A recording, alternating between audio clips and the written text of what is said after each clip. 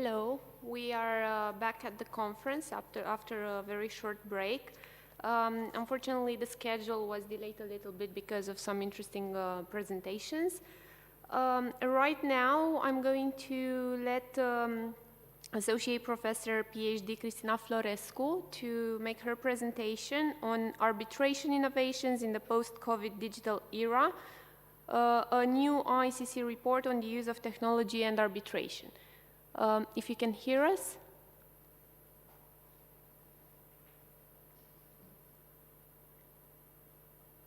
Mrs. Florescu?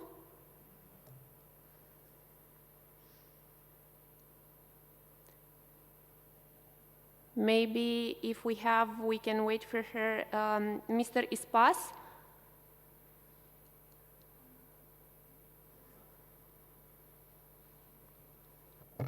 Andrea, I don't think that she's hearing us because she's present.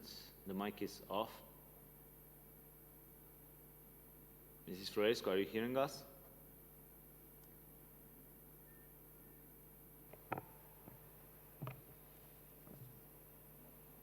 Just 1 second.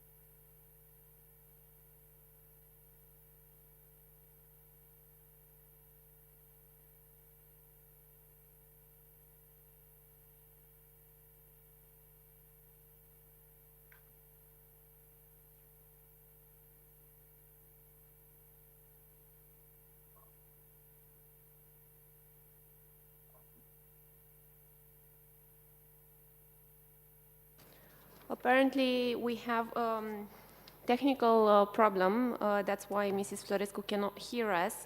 So we're going to take... I'm here and I can hear you very well. Oh, okay, then it was I was solved. just waiting for you to start. Hello, thank you. Well, we are giving you the word on your paper. Thank you, you're so kind. I was watching what was going on and the last discussion was very interesting.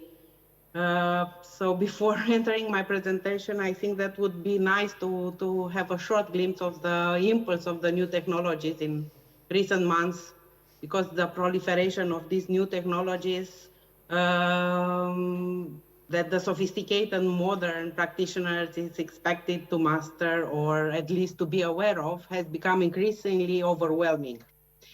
And the level of discourse is more and more complex, and experts are beginning to address a number of fascinating issues related to technology, including the use of artificial intelligence, natural language processing, cybersecurity, electronic document management software, blockchain technology, smart contracts, robotic process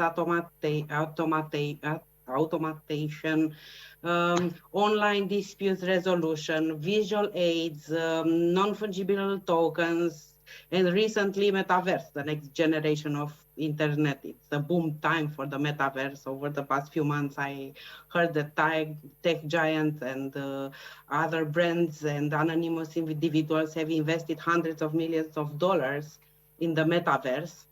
And the virtual real estate prices have skyrocketed. This is only the beginning of the metaverse era. And I am just wondering, how can legal concepts created for the physical world protect investors in this new virtual environment? I think the metaverse will undoubtedly give rise to new and complex legal issues, and investors should take all preventive measures to safeguard their rights. So to touch to my favorite subject, international arbitration, I think that being a flexible alternative to national judicial system, this will play a key role to resolve digital disputes. So there's a lot to talk about the future currently, and also I have watched in last autumn in Glasgow COP26, world leaders debated the ways to avoid environmental catastrophe later in the century. There have been other, I've seen Dune, and there's an image of a world where computers are mistrusted and they have been replaced by special trained humans. So we have and we need visions of the future in order to prepare for what is come. If we are talking about decades rather than centuries, then to some extent it's already arrived. The seeds have already been planted. If we can see it like this, they are here. So I think that now the past is overwhelmed and the future is already now. I just want to mention that have been issued some software related to the use of technology in international arbitration. My paper is focusing on the last report issued by the ICC. This was issued in 18th of February this year. And last year in autumn, end of November, it was issued another practice guideline on the use of technology international arbitrator issued by CIARP, Charter Institute of Arbitrators. This is an attempt to set a scene and to mark what is important when it comes to use technology in arbitration and what should be guarded against. So we can see that over the last 20 years, international arbitration is a form of dispute resolution that has been particularly dependent on interconnectivity. A typical dispute may not only involve parties from two different countries, but also counsel based in a third country, an arbitral tribunal whose members are each based in different parts of the world, experts from different countries. So while the technology is not uniformly spread across all these countries, parties and their counsel have learned after this pandemic how to adapt technology that were made for communication in their cases. So I think that advanced and wider use of technology could facilitate saving time and cost in arbitration, international disputes. And this new report on leveraging technology for fair, effective, and efficient international arbitration proceedings.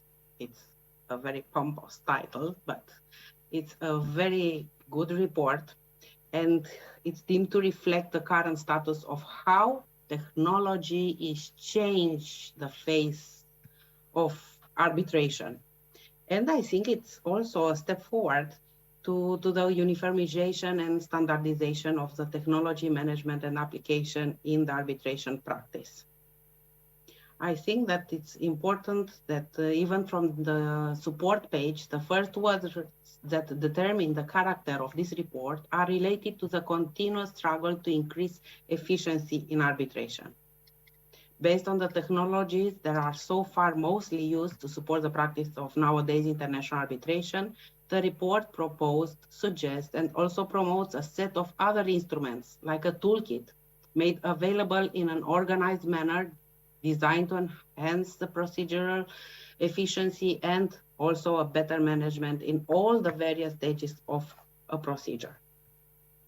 So the report is sending the message that arbitration players need to be aware and also start early with the use of current level of knowledge in this field and stay attuned with its permanently changing features. The technology is more than ever subject to continuous progress, and users are anxious already to apply it rapidly.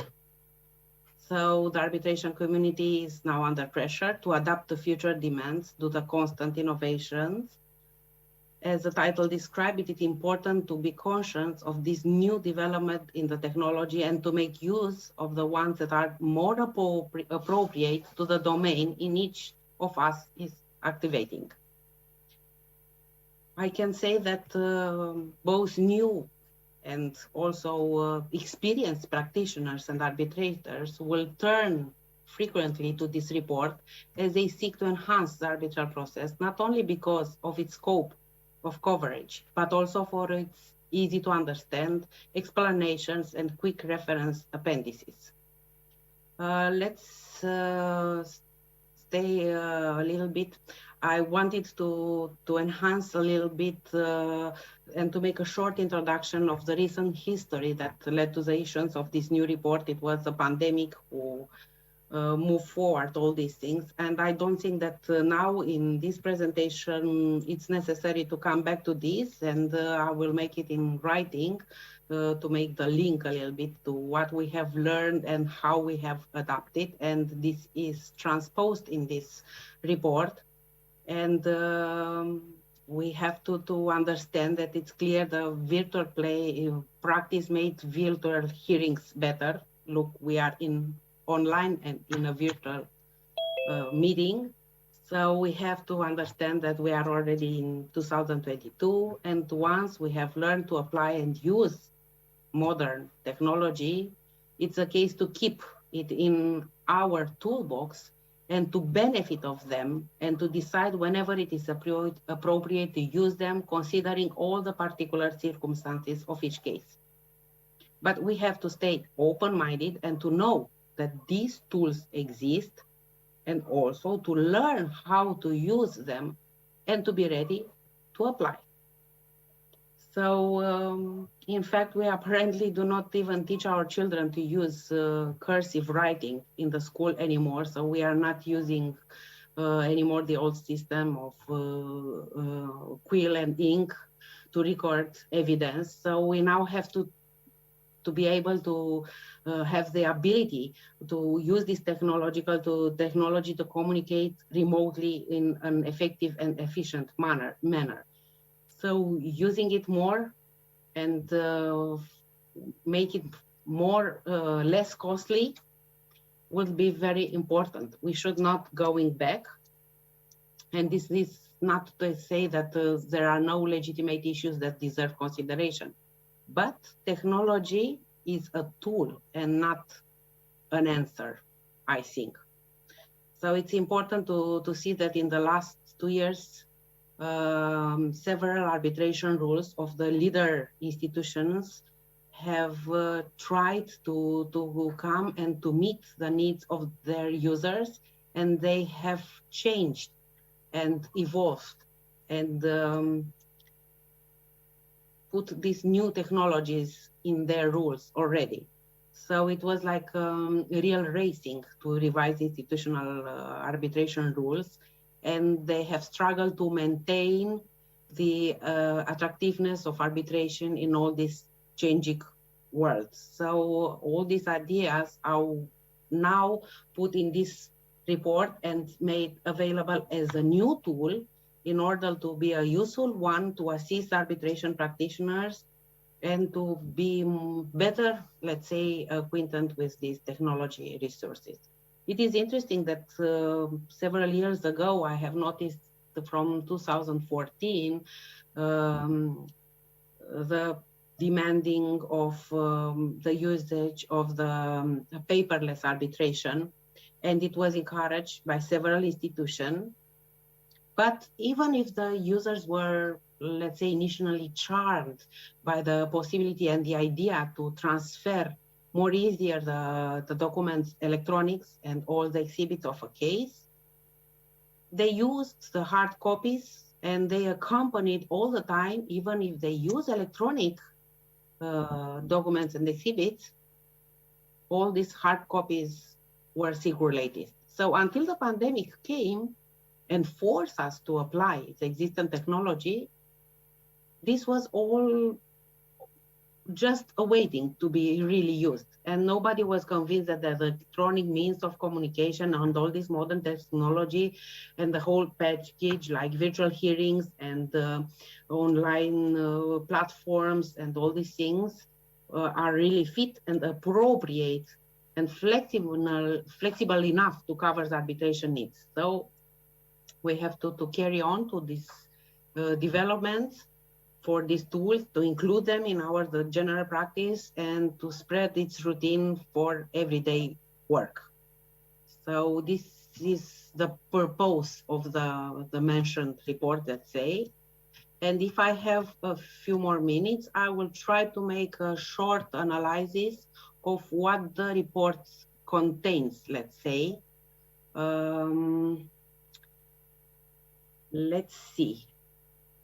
It was very interesting that the report had as a basis a survey that indicates that the use of technology tools in international arbitration will increase from the old habits to new ones like underused forms of technology like electronic briefs, hyperlink exhibits, online platforms. Even ICC promised to develop such an online platform since last year, but is still under construction. And the first phase is announced by this report to be launched in June 2022. There have been other important leader institutions like Stockholm's SCC, from Vienna, from Asia, and they already have this kind of platforms and they use in their regular cases. So this is the step forward, and I think that in time all the institutions will have such a platform. But for the moment, it's more important to have a standardization, to understand what lies behind this platform, what can be used, how can be used, and how it's better to apply to the cases, and what tools should have this platform incorporated already, and not to use other kind of software to complement and supplement some lacks there. So for the moment, I think that all the community is thinking deeper on these platforms in order to see what are doing the leader institution, and then all the rest to try to adapt and to build such platforms in a standardized manner. It's very important. So there are some examples of technology tools or practices that are used already in the arbitration, like online electronic filing platforms for exchanging communication between and among the parties, the arbitrator or the tribunal and the administering body, storage of information for access by the parties and the tribunal using cloud-based and file share service or portable or fixed storage media, like flash drives and hard drives, but they are not recommended anymore because of the security issues and data protections. And this is a subject very well treated, and it's a nice discussion about all these things and how to avoid some issues and how to encourage parties to understand deeply this subject. These sophisticated cloud-based case management platforms that allow the parties and the tribunal to store, share, manage, and annotate case-related documents in a single repository with enterprise-grade security, not ordinary, but enterprise-grade security and data privacy compliance controls. Software and media used to facilitate paperless case presentation to create searchable electronic documents bundles, and to use these hyperlinks and the legal authorities, and to facilitate the searchability in a document, to facilitate the writing of the award for the tribunals. Other electronic case preparation tools, software for machine-generated document translations. It's important that this translation in an arbitration proceedings. Some of the platforms are already using an automated translation, but they are not as good and appropriate. They are not developed so far sufficiently, let's say. Then the hearing rooms, technologies, video conferencing, multimedia presentation, instant messaging, simultaneous language interpretation software, and the real-time electronic transcript. This is a very important tool, very much used by all in arbitration. And also it's a discussion about electronic document scanning or digital signature software to facilitate the electronic signature and notification of awards. This is very debatable, and for the moment it's not uniformity even in European Union. So the recommendation is still to have the papers in hard copies and signed. There are a lot of other things interesting, and the idea that the report also flags potential recognition and enforcement concerns that may arise from the use of technology in some jurisdiction based on this survey. It's important to be understood. Let's say that the report is broken into 6 sections and have 5 appendices.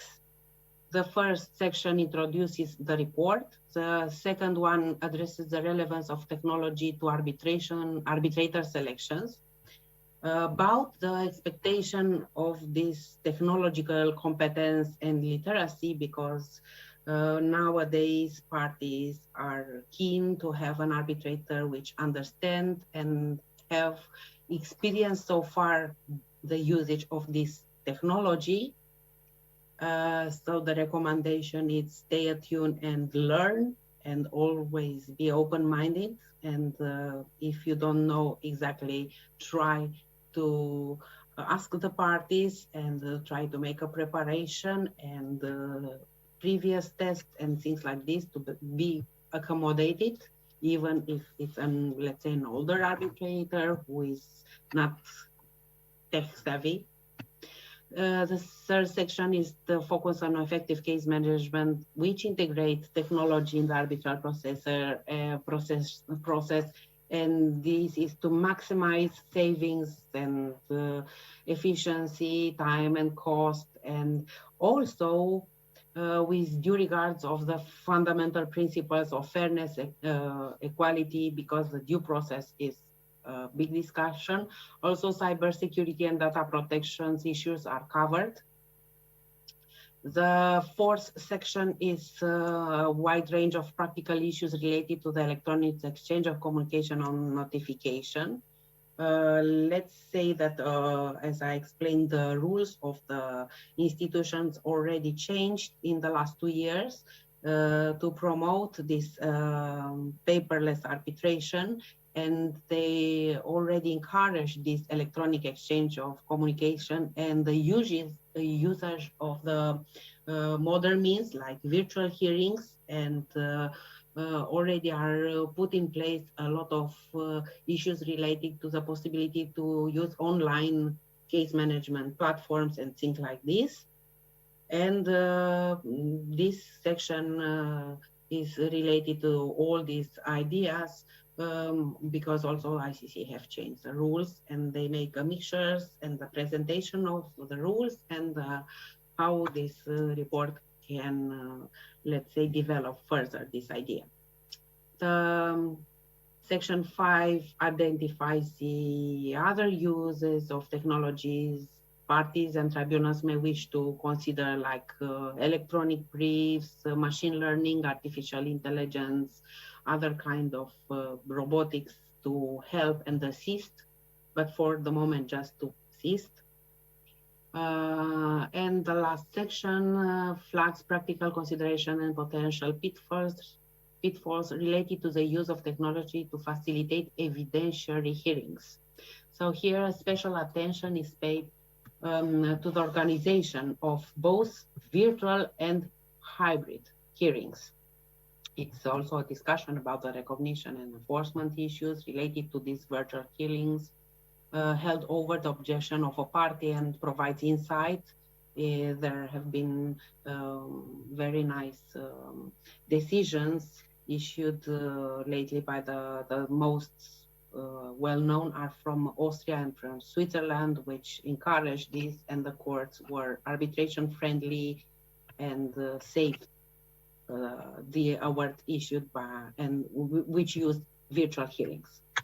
The appendices are very important, especially I think for counsels and arbitrators, in order to understand how to manage properly the cases, how to issue procedural orders related to all these technologies, and they are very useful to be read and to know that they are there, ready to use, and to be adapted to every case specific. I will not discuss every appendix and what includes, and there are a lot of checklists and templates and this for procedure orders. These are very useful for counsels and arbitrators. There have been some discussions about the use of technology, which can lead to inefficiency sometimes because they are too costly, because the parties don't have a good internet, or they are not experienced enough, or other kinds of issues like this. So all the time we have to balance to see what and how can this be used, let's say. Like a conclusion, it's the general idea that this technology have been there, but has been like underutilized by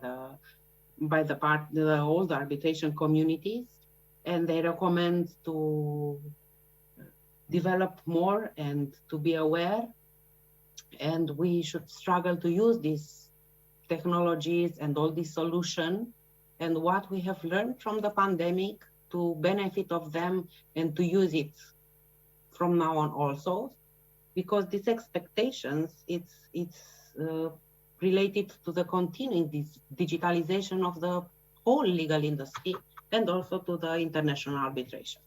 So more will follow in writing. I thank you for inviting me. It was a real pleasure to follow all these conferences, and also the professor from the beginning. I remember good all the days because I have studied my PhD in the law department of,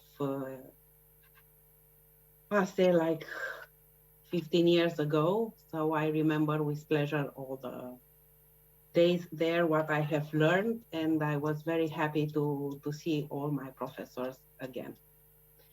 I wish you a good conference also from now on, and congratulations for organizing such a very well managed conference. Thank you again for your invitation. Thank you very much for your kind words, and thank you also for a very interesting presentation. I do have to say that from what I have seen regarding your presentation, I think that the Court of Arbitration was one of the institutions to best adapt to the actual technology during the COVID era, with all sorts of meetings and sessions that were held online, and they were impeccably organized. For the parties, and they are still online now because all the parties and even the arbitrators are custom already, and they benefit of this. This have started the end of March in 2020, so it was very rapidly changed and everybody adapted very quickly. And I don't recall to have any issues, and most of the parties were happy because they can proceed, and the efficiency was the more important word in all this. Exactly, it really development of the situation, let's see. They communicated very, very well with absolutely all the parties. Thank you so much for your presentation. Thank you. Going to the next one. So for the next presentation, we will have a very interesting study regarding whistleblowing in Romanian public and private sector. And the theme is very interesting since the authors written a subtitle, "A Regulatory Failure." So Mr. Cristian Ducu, who is an expert in compliance and ethics, and Mr. Mihai Popa, who is a legal counsel, will present us a double perspective from an ethics point of view and a legal point of view. Together with them, the study is also signed by a PhD candidate, Mihaela Pop. So, Mr. Ducu, you can have the floor. Thank you for the invitation, first of all. I hope you can hear me. Yes, and it's okay. I will also share my screen. Can you see the screen? Yes, it's okay. We can see it. Okay. I barely hear you, so bear with me. First of all, I want to say something very important. From the start, you should know that my presentation is very short. I will talk briefly about the new whistleblowing law that was adopted by the Romanian government last week. And as Andrea also already mentioned, we think that this is a good example of a regulatory failure. And I will try to explain you why is a regulatory failure, not in all aspects, but in the most, let's say, most important ones. Before we proceed, I also want to mention a couple of things that are particularly important for our discussion. First of all, the larger context of whistleblowing. A lot of people know or heard about whistleblowing. In Romanian, we call it in various ways. And many people confuse whistleblowing with reporting someone to the secret police before 1989. It is not the same thing, and it's not similar to criminal reporting either. It is, first of all, it is a legitimate tool. It is a legitimate tool used by organizations to detect fraud or any other type of misconduct in the organizational setting, but it's also a tool to receive feedback from employees. In the business sector, companies welcome the reports, the messages they receive from their own employees or from third parties, messages that raise concern about business practices, about individual behavior, or about things, let's call them this way, things that don't work well. As I said, the whole literature mentions this, that it is a legitimate tool, and we should not confuse it with other types of reporting. Maybe for some of you, it seems a new thing, but it's not really a new thing. It was developed in the 70s and 80s with the FCPA in US, but also with other contexts, with some other scandals, business scandals that affected the US companies. But it gradually, it was borrowed, it was imported, if you want, into the private sector, and was used as a tool, one of the tools that help curb corruption. It is mentioned in various documents.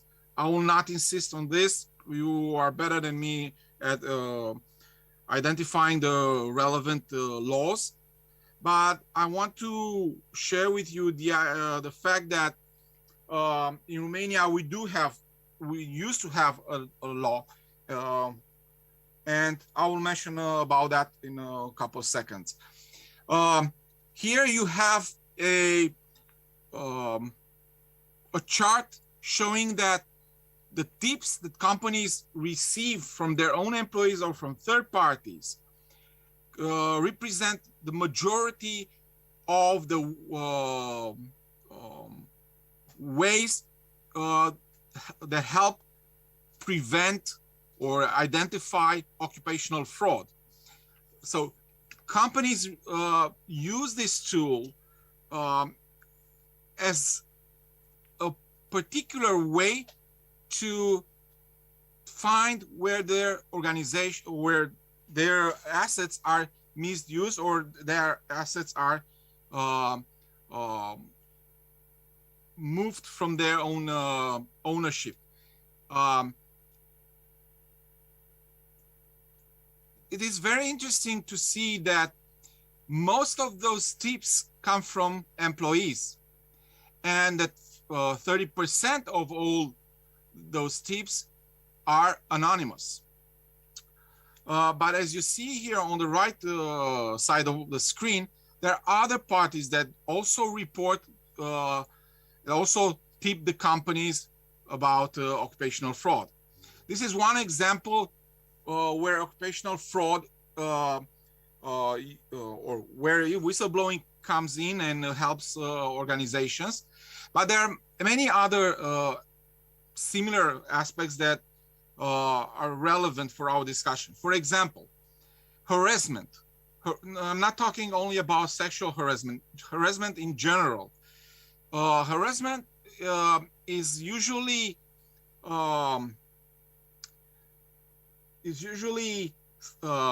identified using information from reports coming from employees, either employees that are victims of abusive managers, or from other employees who saw the behavior of an abusive manager, and they decide to report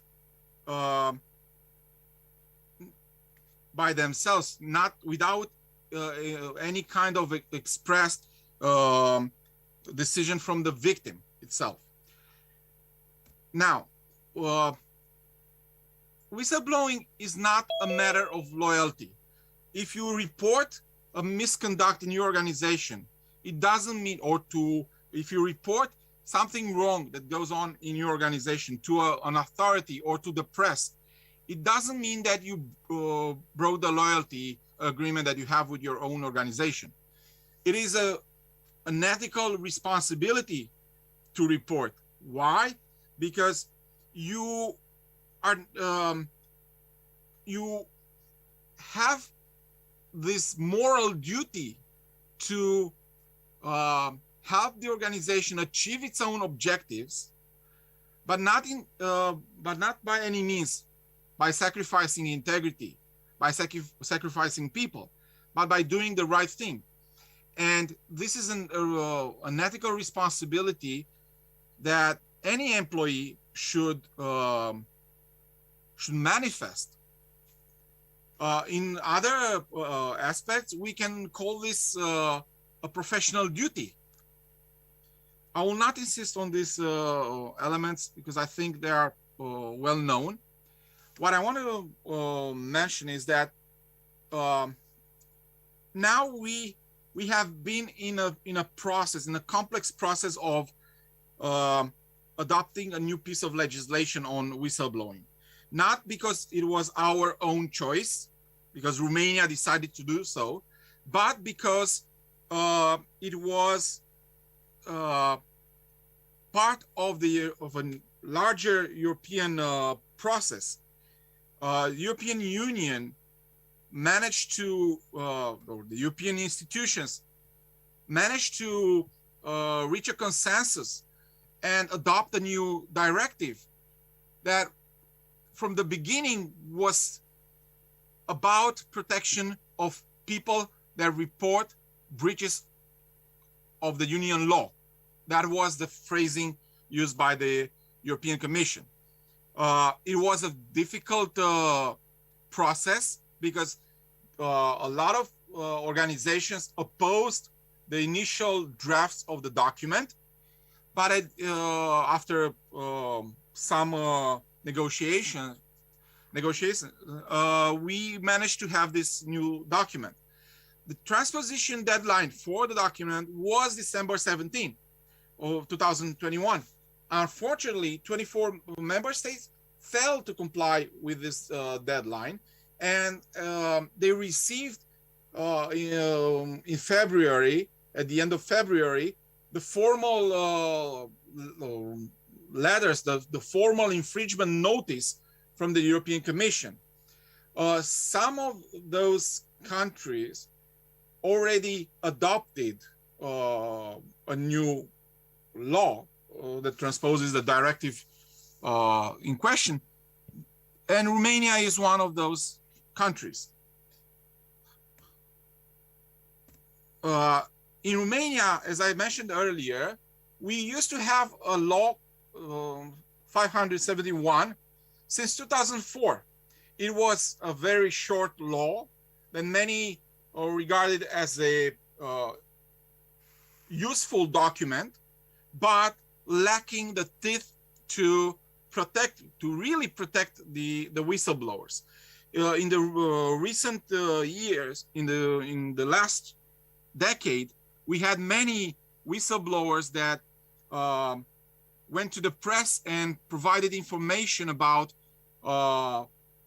political decisions that were affecting the public interest, about political factors influencing recruitment in public institutions, and many other types of misconduct in public institutions.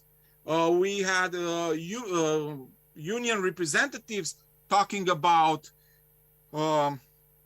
illegalities in the public sector, and all those whistleblowers have been subjected to retaliation in all sorts of forms and with a lot of consequences. Most of those whistleblowers suffered in some way damage or harm. Some of them lost their job. Some of them went through psychological stress. In all these cases, only only a few managed to obtain a favorable decision in court. Why? Because this law gave opportunity to be interpreted in many ways that were not in the spirit of the law, that were not in the spirit of protection of whistleblowers. I don't want to talk much about this law because now it's history, but I want to emphasize that besides these negative aspects, the law used to have several high standard points. For instance, the presumption that a whistleblower acts in good faith. Also, the concept of whistleblowing was larger than we see it in the new legislative document. And some of these high standard points were not preserved in the new document. Here is a graphic showing you the transposition timeline and what really happened since the first draft was published on the website of the Ministry of Justice till last week. It was a very tedious process with many hiccups, if you want, with many discussions both on the public side and also in the civil society. And since December 2020 and until the last week, we, now I'm including myself in the civil society. The civil society tried to stop this draft from the Ministry of Justice. Why? Because it had a lot of problems. It still has these problems, and I will explain you in a few seconds. Today, we have a document adopted by the Romanian government, but we also have in the Romanian parliament a new transposition document that was submitted by the former Ministry of Justice, Stelian Ion, at the beginning of November 2021. That document that we have now in the parliament, from my perspective, is far better than the one from the Ministry of Justice. It is a version of the document of this first draft from the Ministry of Justice. It is a version of this document that was improved as a result of a consultative process that took place from May till November. What I want to say by this is that this Stelian Ion took into consideration all the complaints from the civil society, and he included all the proposals that came from the civil society. One more important aspect regarding the document from the Ministry of Justice. The Economic and Social Council published a negative report for that document, mentioning a lot of negative aspects, and nobody took into consideration that negative report. Actually, I was part of this consultative process all the way from December till now, till the beginning of this year, and throughout these 12, 14 months, 15 months, we have been lied that our concerns, the concerns of the civil society, will be included in the documents from the Ministry of Justice. But this never happened. Only a couple of things were included in the initial document in February and March 2021.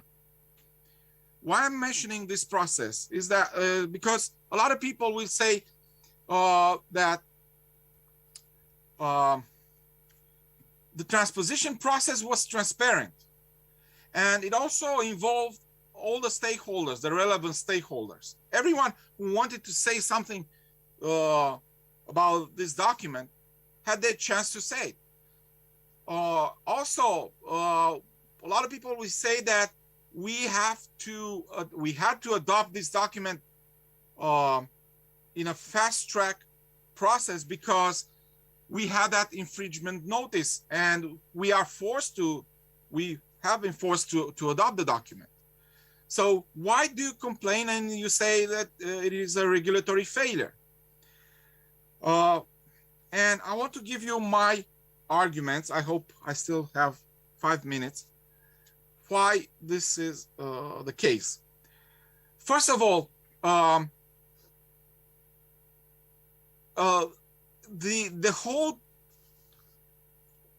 whole transparency issue was actually not done as a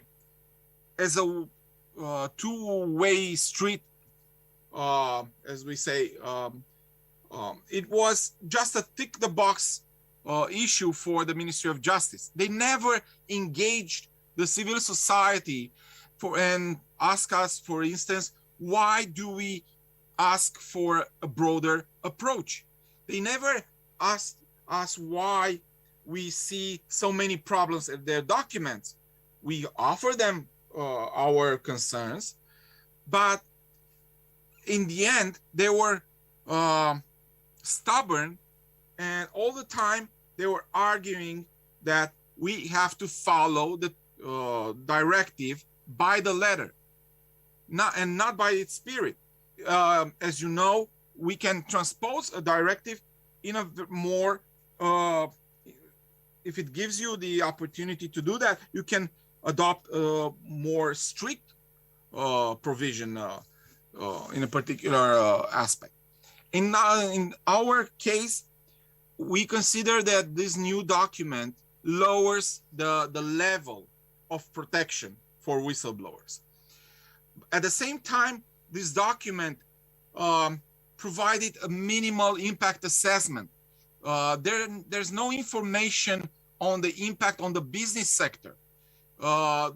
They mentioned briefly this issue, but they don't make estimation regarding the impact. As a matter of fact, the business sector is much more prepared to embrace these new regulatory provisions than it is the public sector. Secondly, there's a very restrictive approach where the whistleblowing is understood as a reactive tool. Something happened in our organization, public or private, And now people have to talk about that. It is not perceived as a way to improve the organization, as a way to prevent misconduct, as a way to stimulate integrity. And this leads me to the final aspect regarding this first argument.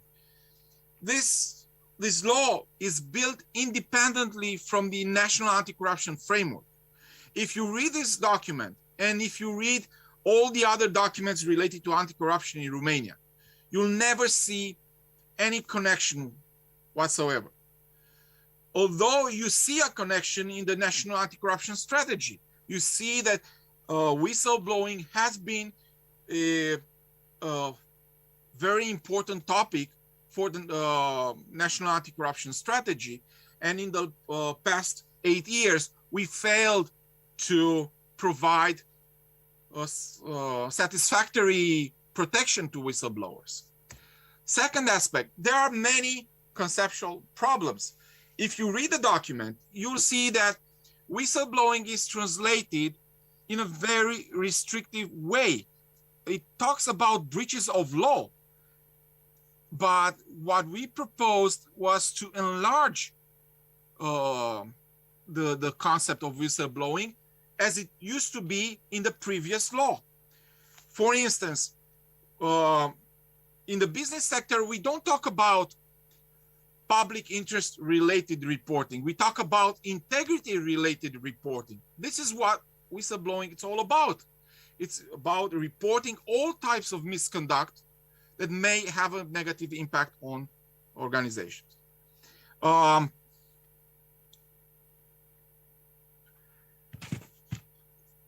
A second element that is important and I want to mention here is that the authors of this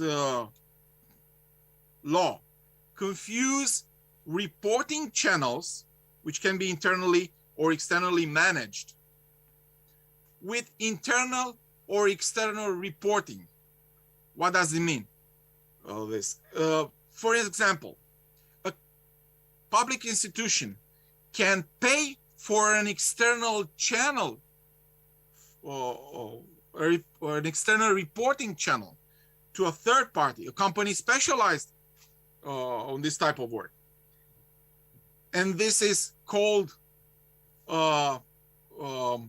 external reporting channel, just as I said.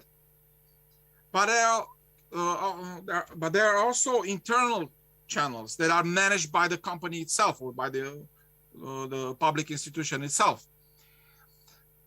In the document, you will see mentioned external reporting as both blowing the whistle to the media and to relevant authorities. But this can be done in various ways. You can talk to the media, of course, externally using external channels, but you can talk to relevant authorities via internal or external channels. For instance, you can report via an internal channel to your company, but the whole system, the whole whistleblowing management system is set up in a way that all the information is sent directly to the relevant authority. And without moving the information or the report itself through the internal communication channels, totally separate from that. This confusion leads to many, many problems. And you can read the document and you will see exactly what I'm talking about. But there's also something very important about this reporting. This new law says that reporting must be in full disclosure. Initially, the first draft published on the website of the Ministry of Justice was not accepting anonymous reporting. We insisted to have this anonymous reporting. it is a common thing in the business sector, and the civil servants that wrote the document could have make use of the best practices from the business sector. Today, the document says that an anonymous report can be dismissed only if it provides insufficient evidence. But this criterion leaves a lot of room for dismissing all anonymous reports coming from the employees or third parties. So this is a very problematic issue. Now, a law should respond to the problem that it was called to solve. In this case, the protection of whistleblowers. From my perspective, and from the perspective of my colleagues, this document fails to do exactly that. There's a preference in this act for internal reporting in full disclosure. So if the manager knows who the whistleblower is, there won't be anything to stop him from abusing the employee who reported. There's also a problem with the criteria for qualifying for protection. The document gives us a list of criteria that a whistleblower must satisfy, but this list of criteria makes it difficult or even impossible to do that. And it doesn't say much about who should ensure that protection and how exactly. There are also no explicit support measures for whistleblowers. As I said earlier, these people suffer tremendous psychological harm. They need legal assistance, and the law doesn't talk about that either. We proposed back in February 2021 to have a special fund at ANABI to pay for the legal fees and psychological help for whistleblowers. But this was left outside this present document.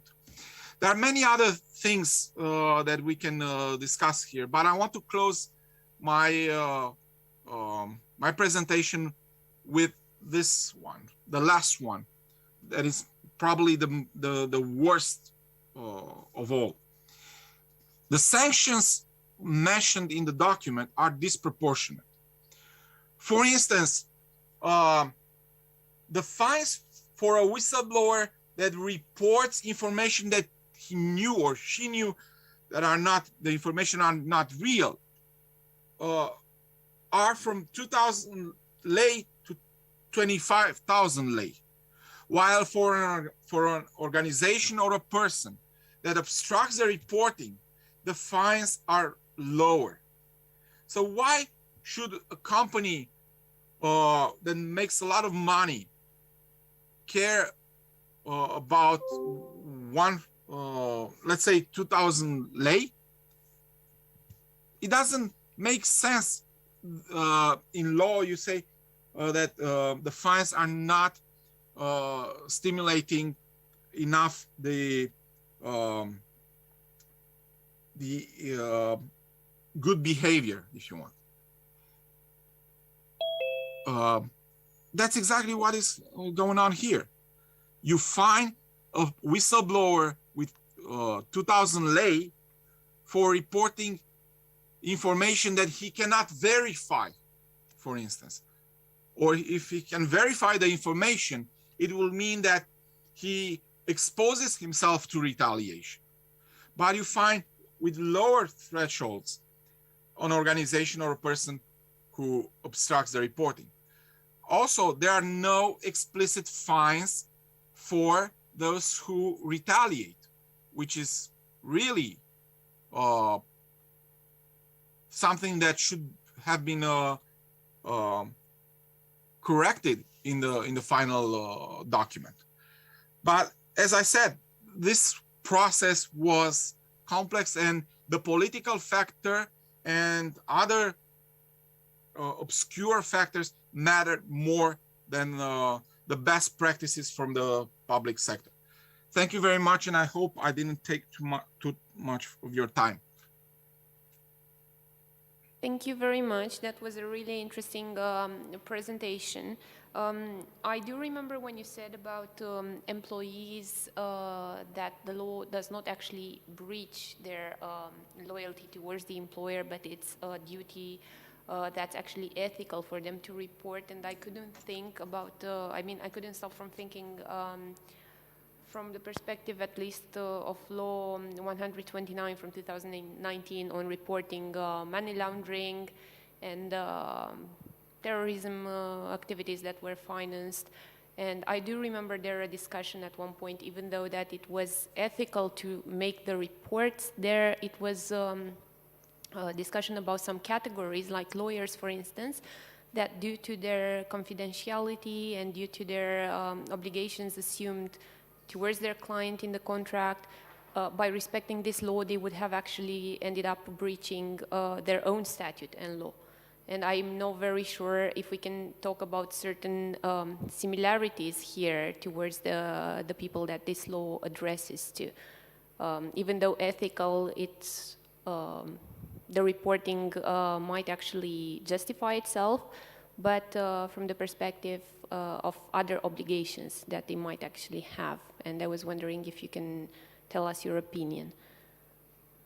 This is a very old discussion. If you read the literature, the technical literature, you will see it was one of the first discussions ever that took place in the academic arena regarding whistleblowing. And a lot of lawyers said exactly what you mentioned.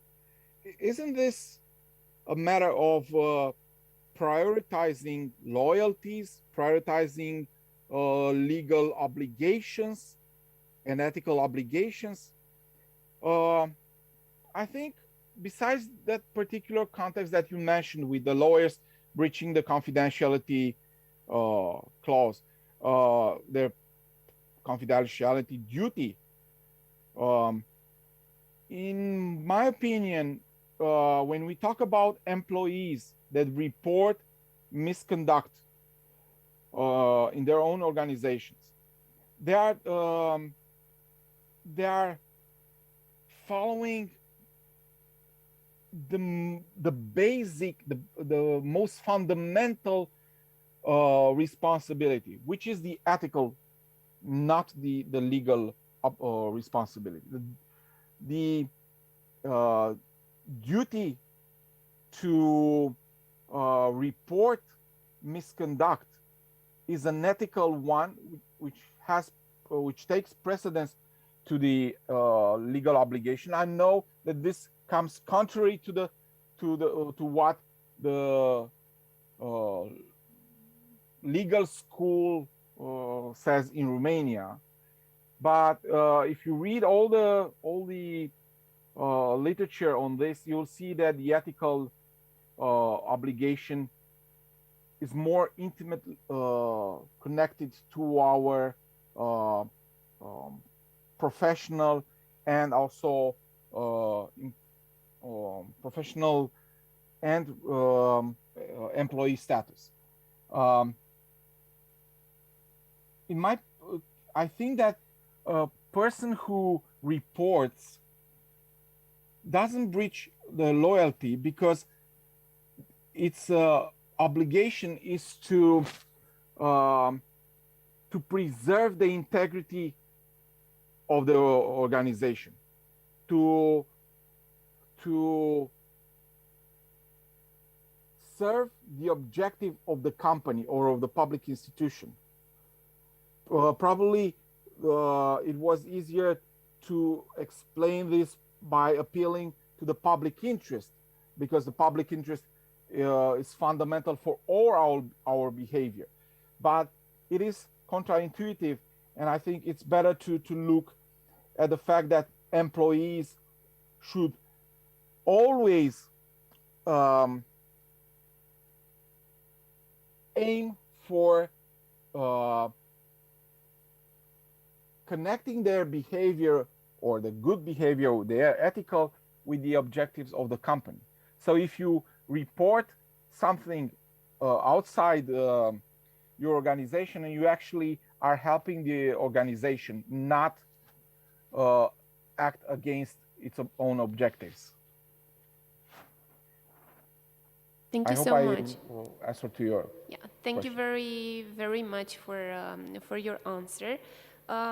Next, we have a lawyer and also PhD lecturer. She's our colleague here at the Faculty of Law from the Bucharest Academy of Economic Studies, Mrs. Simona Guțiu, if she's here, if you can hear us.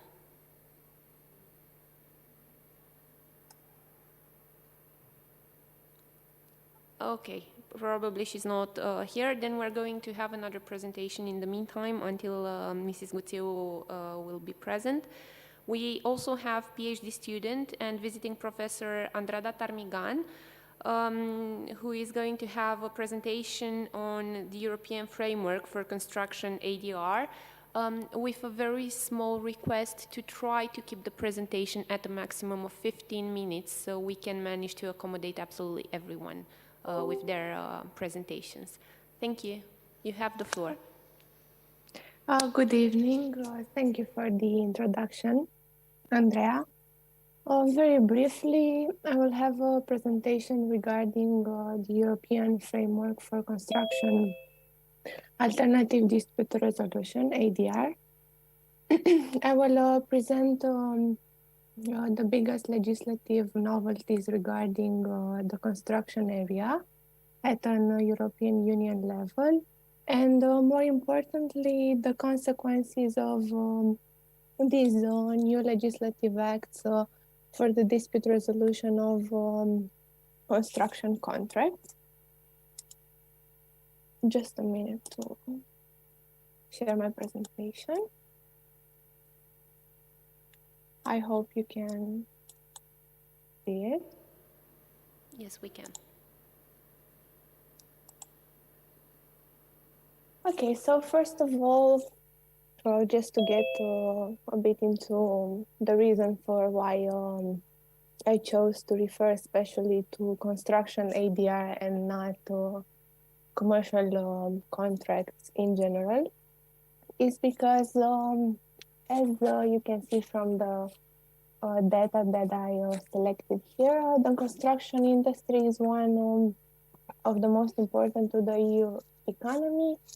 For example, I draw some data saying that the building sector is the single largest energy consumer in the EU. Also that the EU construction sector is providing 18 million direct jobs and many more indirect jobs, and contributes to about 9% of the European Union's GDP. For these reasons and many others, the European Commission stated on multiple occasions that its goal is to transform the sector into one that is more competitive, resource efficient, and sustainable. And this is very important because several years and now especially the construction sector is undergoing major legislative changes. And most importantly, we will see that these legislative changes create the need for some swift dispute resolution mechanism in order to avoid the escalation of disputes. It is very important to ensure proportionality and predictability in construction disputes, and especially to align the legislative framework to the general sustainability purpose that the EU is promoting now, and as we will see, will be the main focus for the next decades, I can say, and basically eliminate the wasteful consequences of what I said, prolonged and inefficient dispute management. What do I mean by construction or ADR? I won't go very deep into this, but just to have an idea what I am referring to. The European Commission defined ADR as any out-of-court dispute resolution process which is conducted by a neutral third party, excluding arbitration. The reason for which arbitration was excluded by the European Commission from the definition of ADR is because it is already very well regulated at an international level, and it is also the preferred method for solving construction disputes. However, and what is related to my presentation is that arbitration has its downfalls, such as we all know, the high cost, the high duration of the procedure, and most important, the fact that, especially important in a construction contract, is that usually when a dispute reaches the point of arbitration, the project can no longer continue, and the parties are usually trying to obtain damages. So this is where the other types of alternative dispute resolution that the European Commission is referring in its definition come into context. Mainly, we know as general procedures available for all type of commercial contracts, negotiation, mediation, conciliation. And specific for the field of construction, we have early neutral evaluation, expert determination, or dispute adjudication or review boards, mini trial, or hybrid procedures that are combining the above mentioned ADR types. Regarding the recent EU legislation in the construction industry that I was referring to, I won't go into talking about each one of them, but I will just mention the most important because they are basically the reason for which legal framework for construction ADR will be necessary, not only in my opinion, but it is an opinion shared already by many professionals for many years. First of all, let's mention the Renewable Energy Directive from 2019 that established a binding EU target of 20% renewable energy. This target was revised and increased in 2019, meaning that the member states will have to reach a target of at least 32% of renewable energy. Secondly, a more recent legislative act, the European Climate Law from last year, from 2021, which sets a legal binding target of net zero greenhouse gas emissions by 2050. Also, the so-called Fit for 55 legislative package that was announced by the European Commission in 2021, which aims to implement all the above mentioned objectives. And also from 2021, the European Commission drafted a proposal for a directive of the European Parliament and of the Council on the energy performance of buildings. So as you can see, there will be huge obligations imposed for the member states, starting 2030, then 2040, and finally 2050, when we are supposed to reach the net zero greenhouse gas emission. And what are the consequences of this recent EU legislation regarding the construction industry? Is that, of course, that member states are bound to take all the necessary measures at a national level to meet these targets.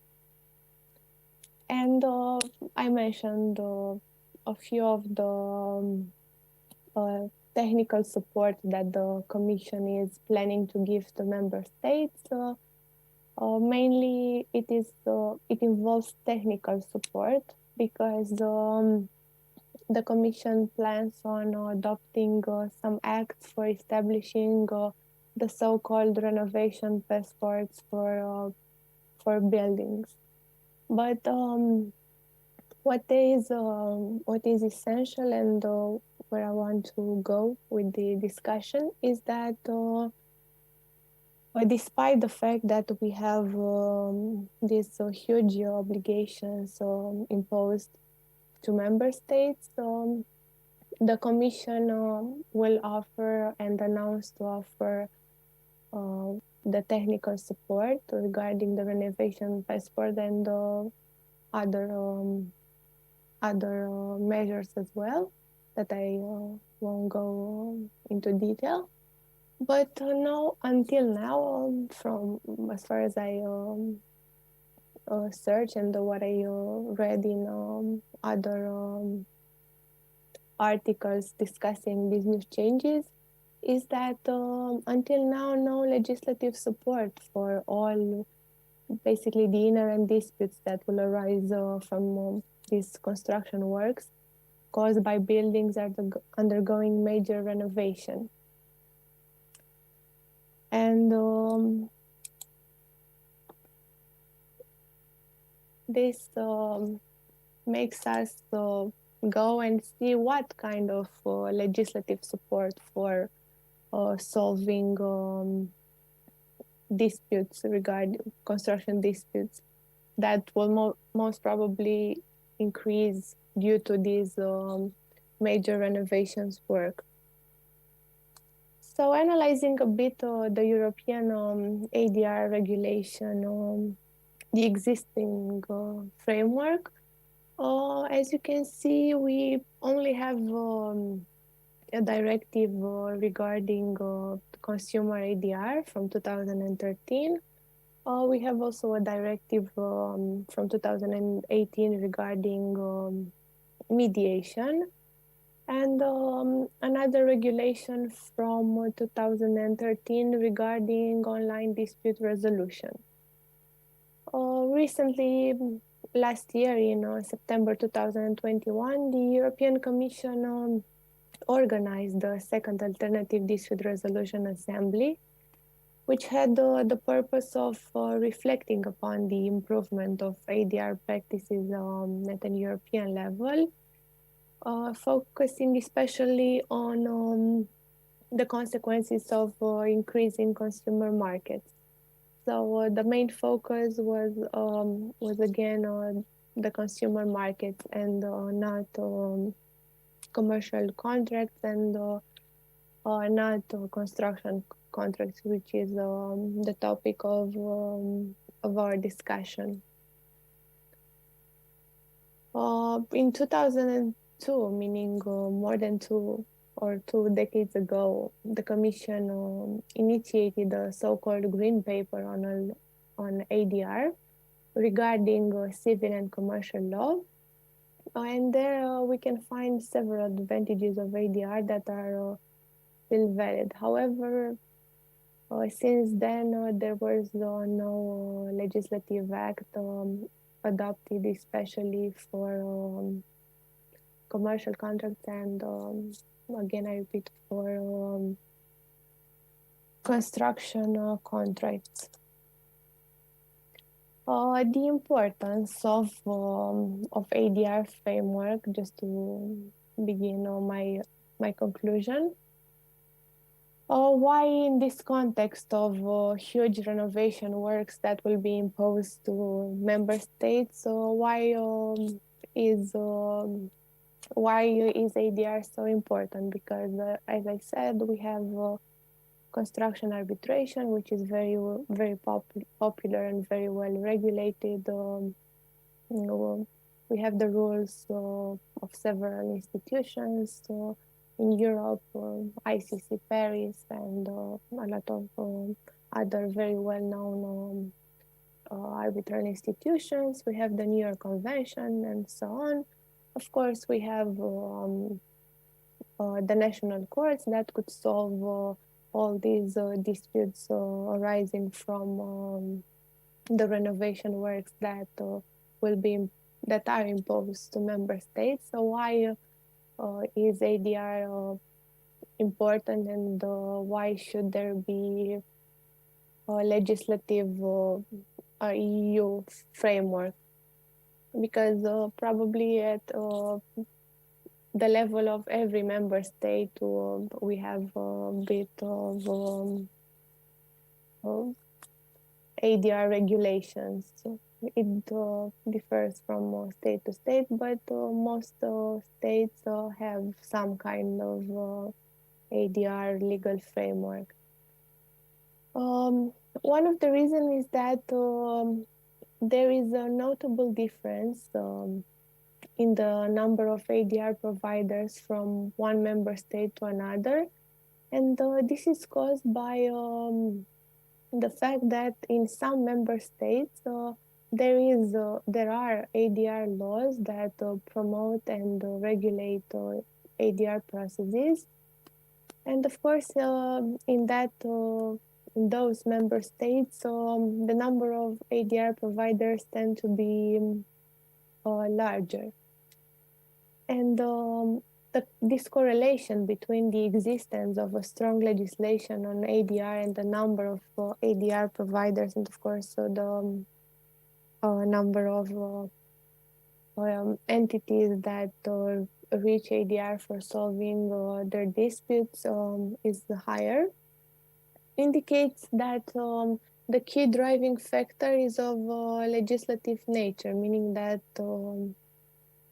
the parties of such a dispute need legislative context in order to reach ADR. And lastly, in order to finalize, the purpose would be, first of all, to encourage the use of ADR for a very large number of reasons, especially in the construction field, where they are very well needed. And secondly, because legislative framework would offer protection against abusive ADR clauses. So the existing framework at the EU level would also offer protection, and would diminish the lack of an uniform approach towards ADR in the EU. And also the formal role of ADR that we cannot deny that exists, and this is how ADR is perceived in a lot of member states. It has a formal role. You simply are obliged by the contract or by the judge or by law to go to mediation or to other type of ADR in construction contracts, to the dispute adjudication or review board, for example, or just as a mandatory step. But your mindset is that you will, no matter what, you will reach arbitration. So if there would be an official regulation of ADR, the formal role would definitely be diminished.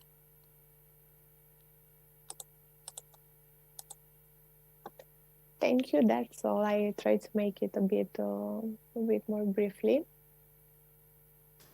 Thank you very much for your presentation and for offering us a different perspective from a construction point of view.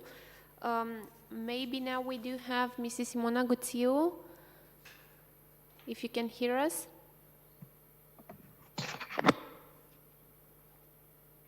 Yes, hello. Hello. Hello. You Yes, can I have can the hear floor. you. Can you hear me? Yes, we can. Okay. Shall I start? Yes, of course.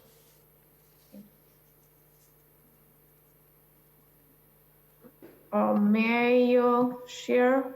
Yeah, You can use the share screen as well. Yes. Let me see. No, sorry, this is not. Just a second to find the right presentation.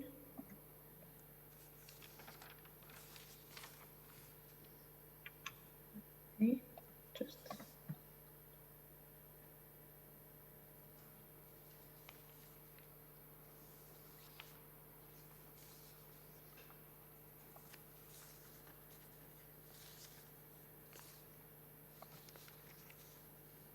Okay. Now we should be fine.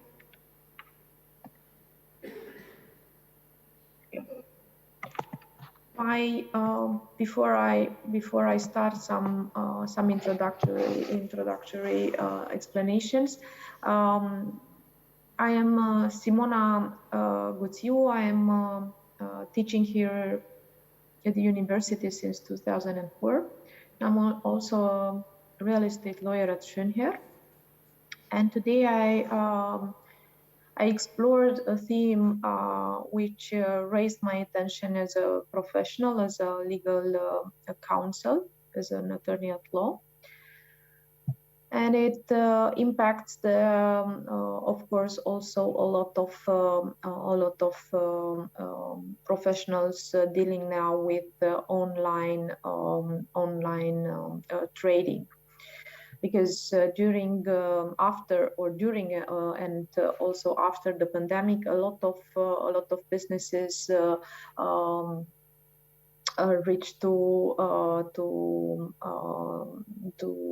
go online due to the needs of the persons, and this led eventually also with additional or corresponding problems, because the trading, the classical traditional trading, cannot be 100% moved in online without distinguishing several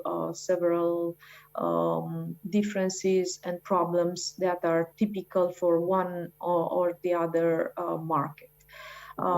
To introduce today's theme, I analyzed a topic that is also provided in the European legislation, namely consumers' right of withdrawal. We all know that such right is provided in the Romanian legislation, but it has been actually as a root, as an origins. It had the European Directive 83. Which we faithfully transposed into the national law a long time ago. So this legal problem,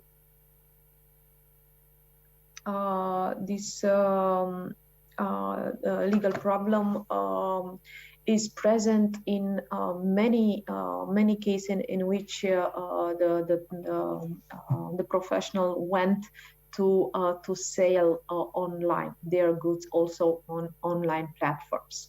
The background actually of this legal research / analysis is actually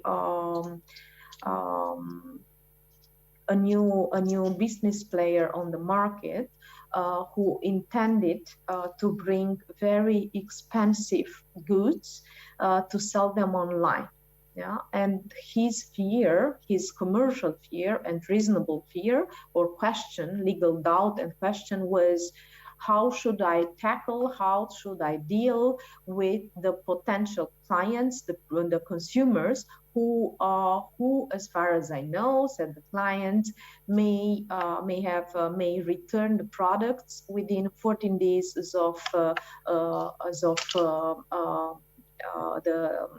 the day they bought, they received the goods home, because it is well known that as a consumer you are highly protected by the European and also by the national legislation nowadays.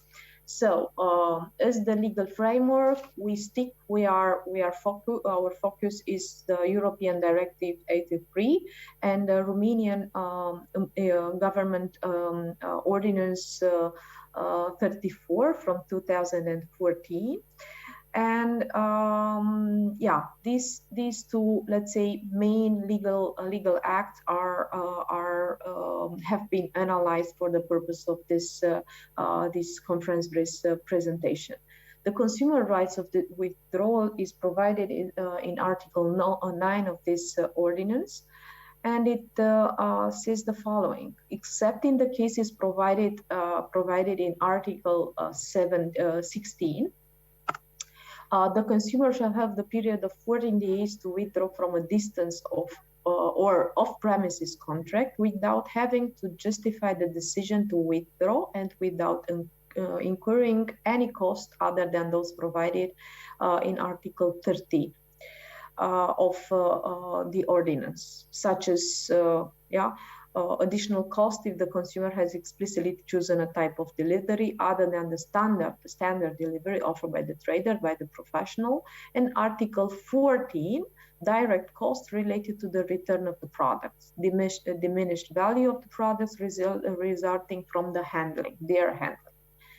And secondly, the period of 14 days shall commence from the date of conclusion of the contract for services or the date of receipt of the products in the case of sales contracts, because the background of this legal matter is as well the service agreements, but also the sales contracts are. So, as regards the practical aspect, the practical aspects of the right of withdrawal under this ordinance. We shall draw the attention to the following matters.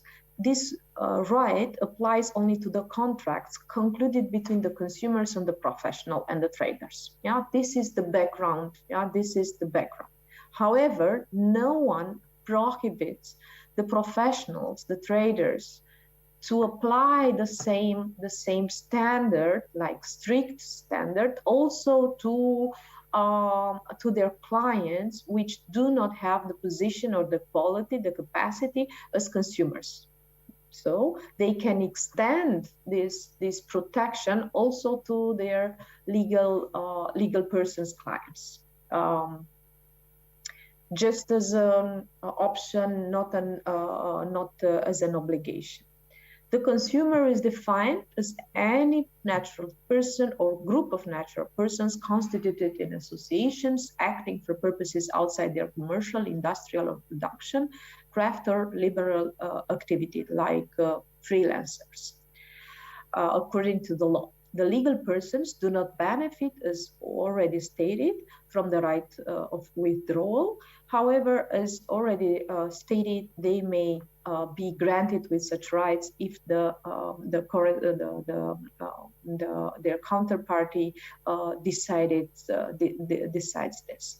The right of withdrawal, as governed by this article, applies especially to the distance and off-premises contracts.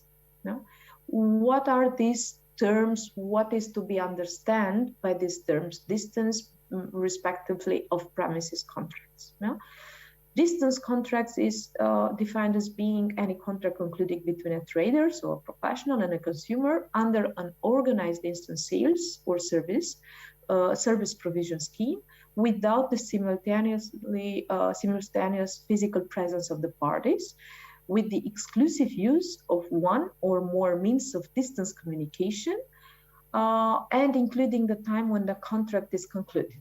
Yeah? So not on the same second, let's call it by this in simple words.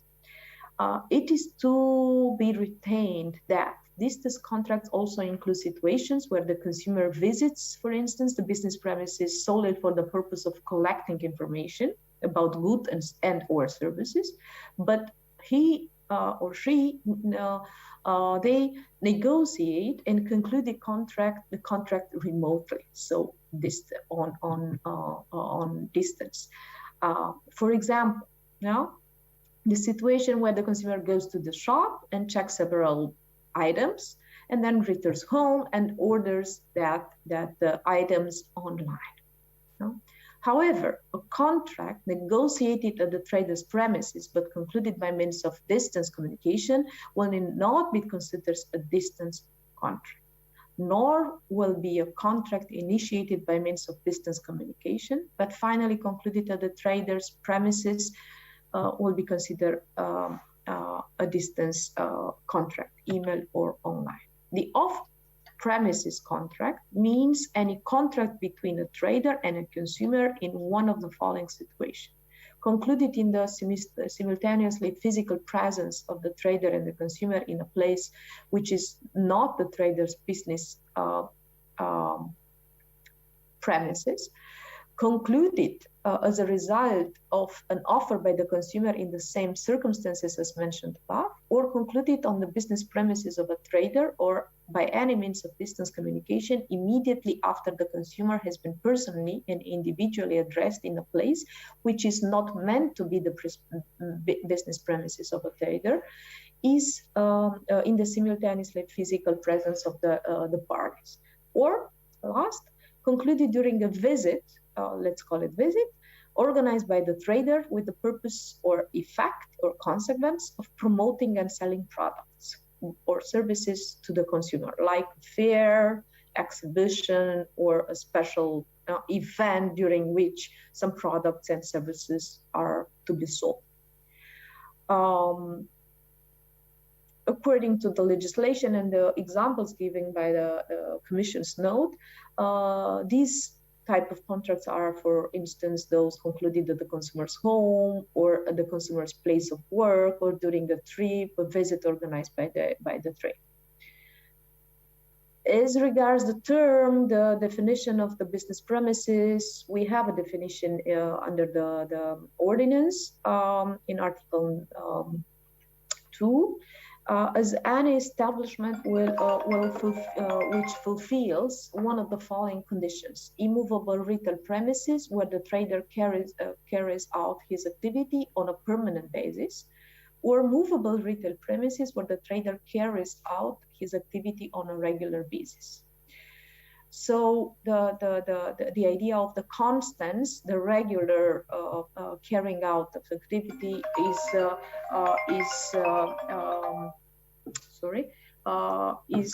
requirement. The right of withdrawal under Article 9 without justification, so without giving a reason, should not be confused to be taken into account with the right to return the product if it has defects, right, or non-conformities.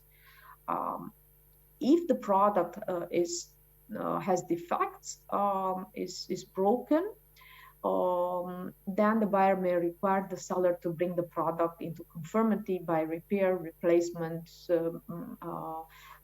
such goods. So there is another hypothesis which is covered by another text of law, by another provision, because here we speak about products or services having problems. Both natural person and consumers, so the buyers, consumer, and legal persons benefit from this right.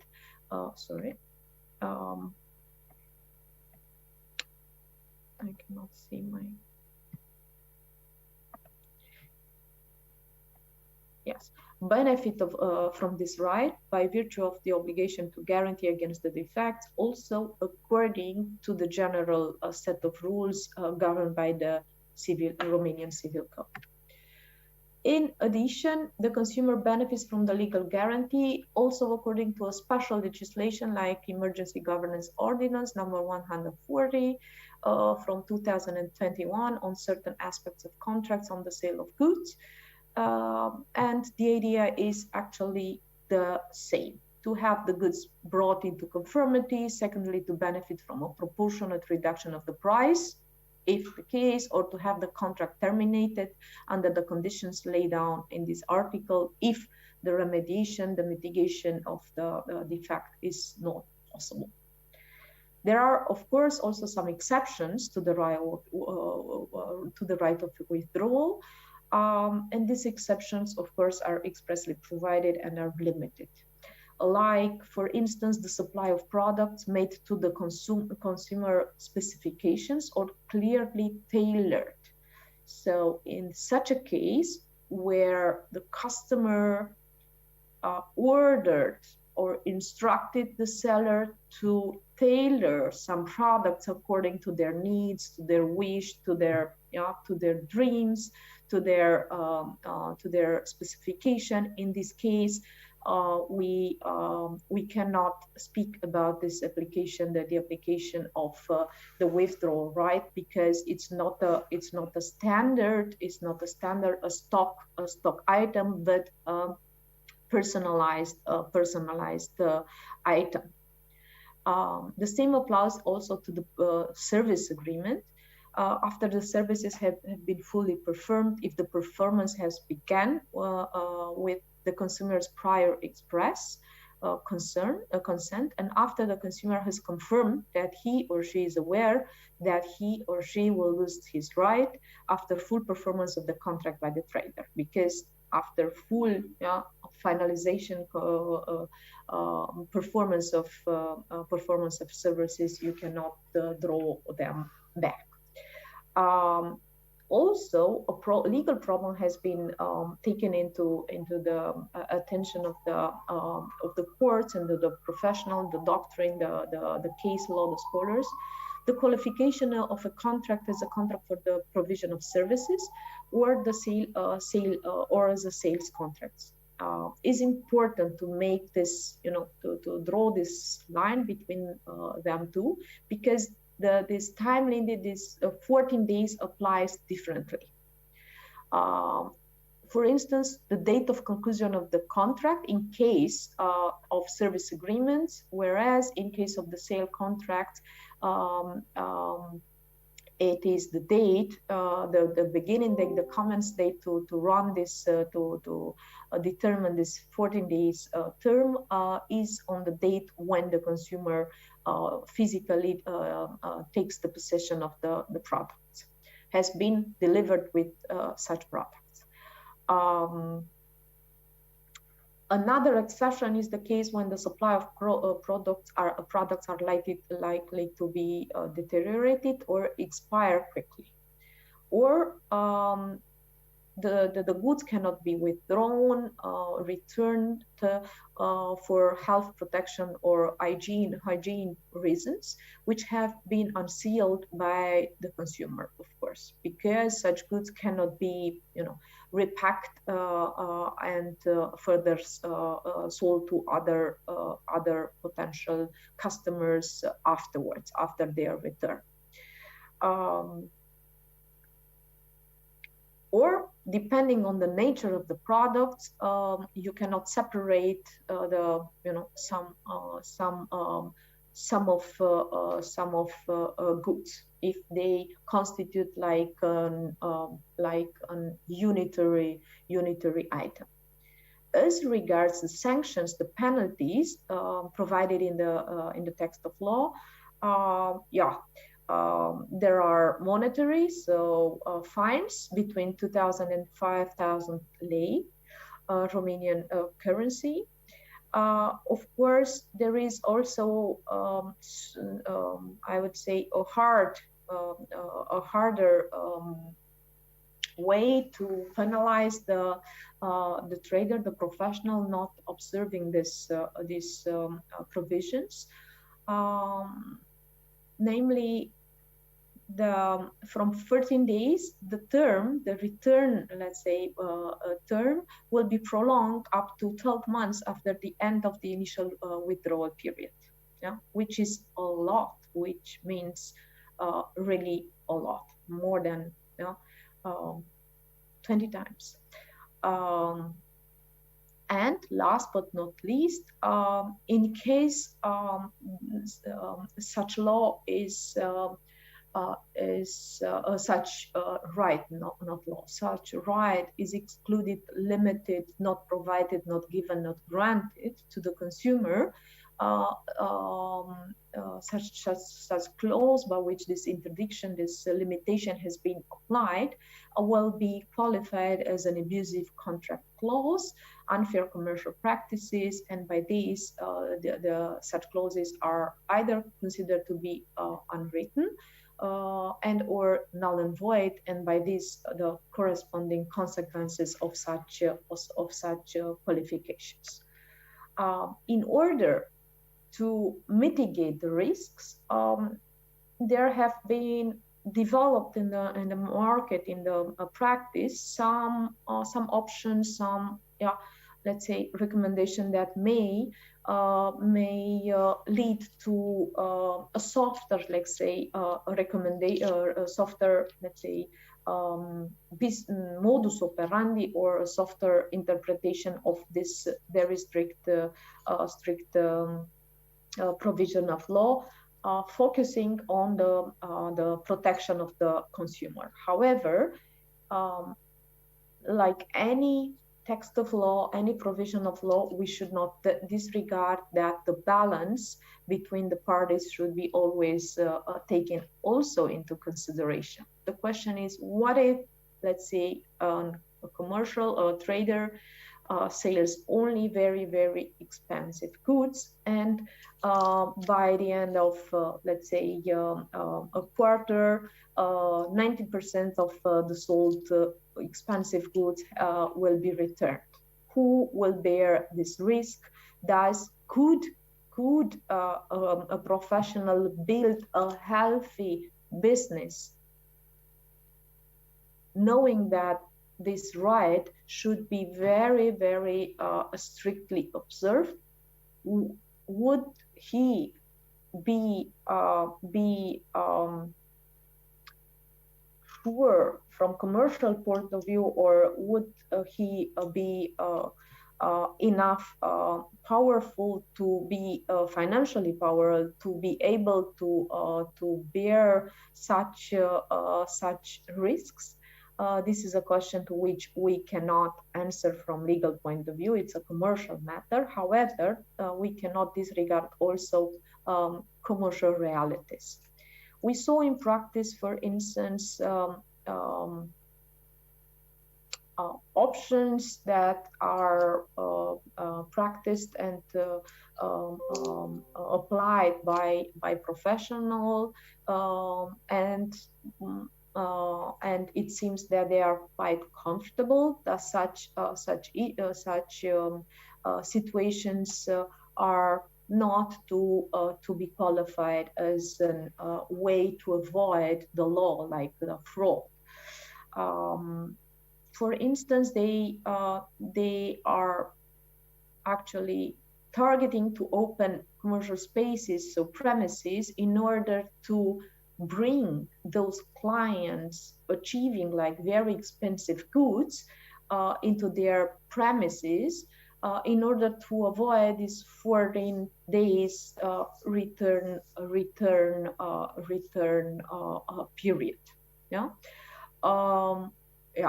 Here we can talk a lot. We can talk about the ethics and the deontology and about the fraud and so on and so forth. However, it could be an option as long as this opening of the commercial space, the premises, is not made only pro causa from my a personal opinion, like yeah, a professional opinion. Of course, such a situation is not risk-free.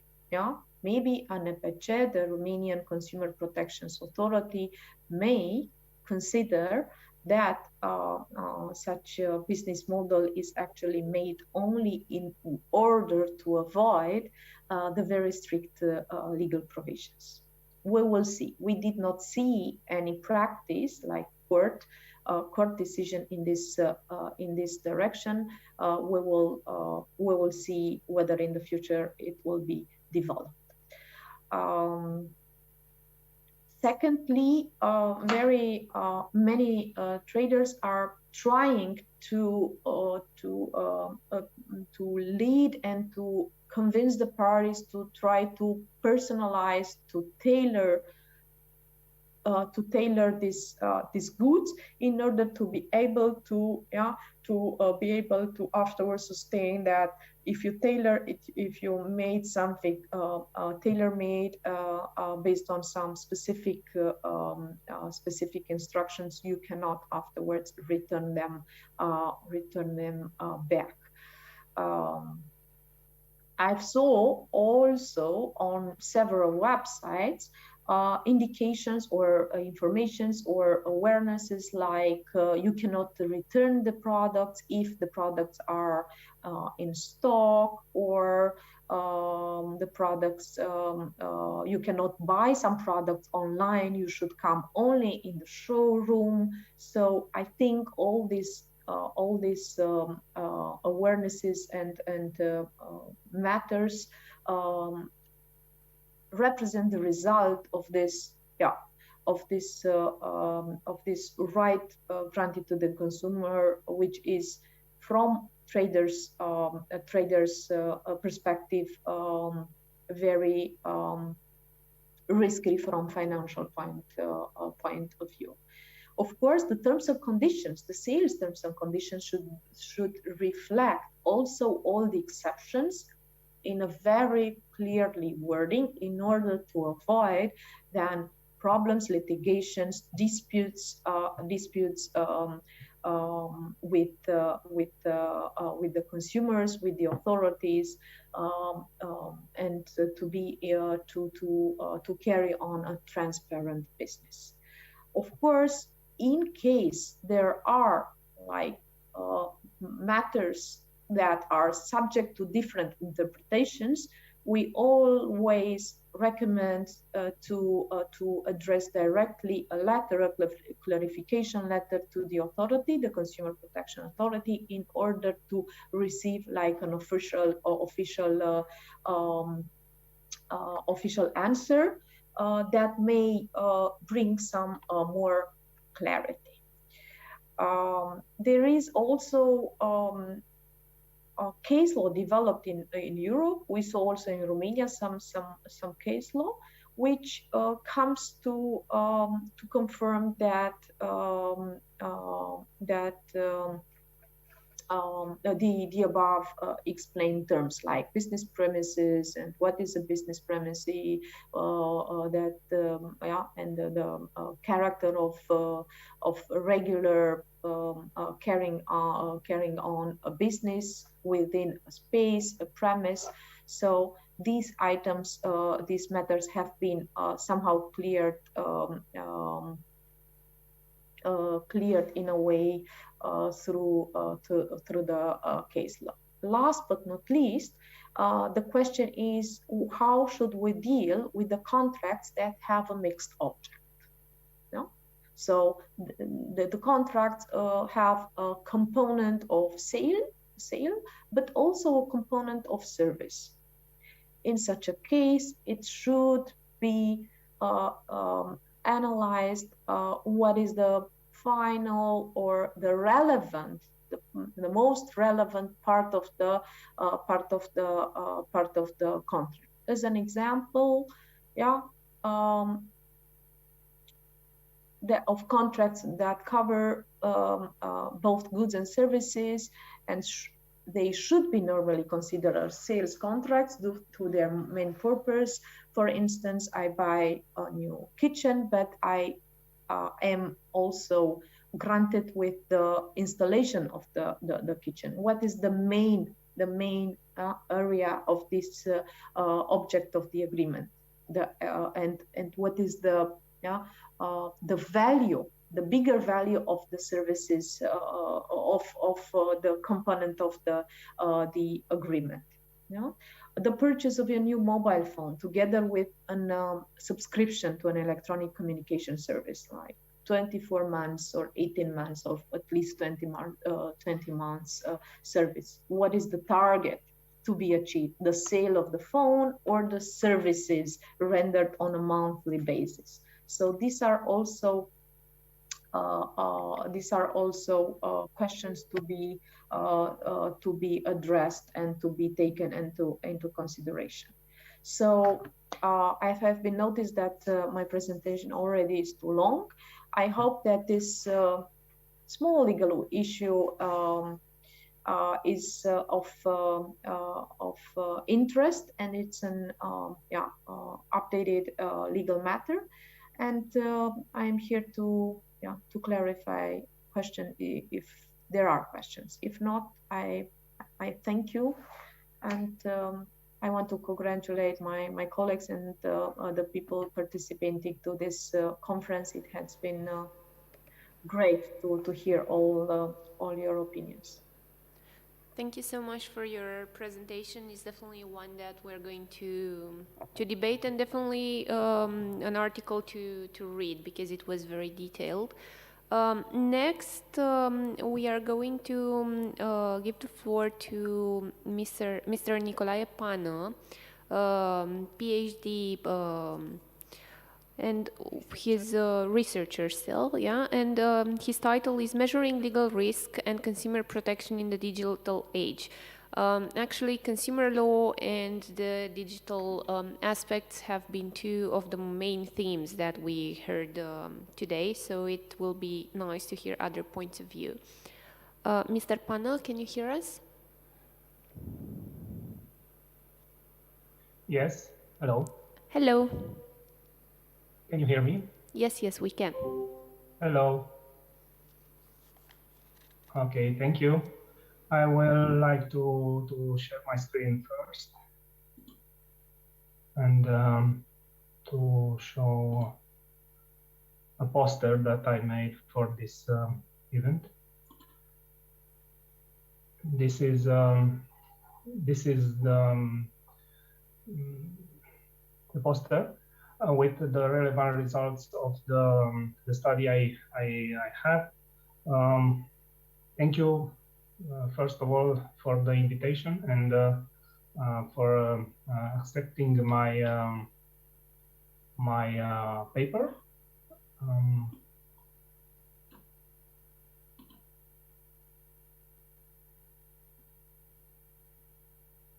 As the title of the paper said, I will try to demonstrate that the new technologies are very important and they help us, like legal advisors and lawyers, to find some response to our questions. And I tried in this paper to analyze the data that I extract from normal application like Excel. Anyone knows Excel?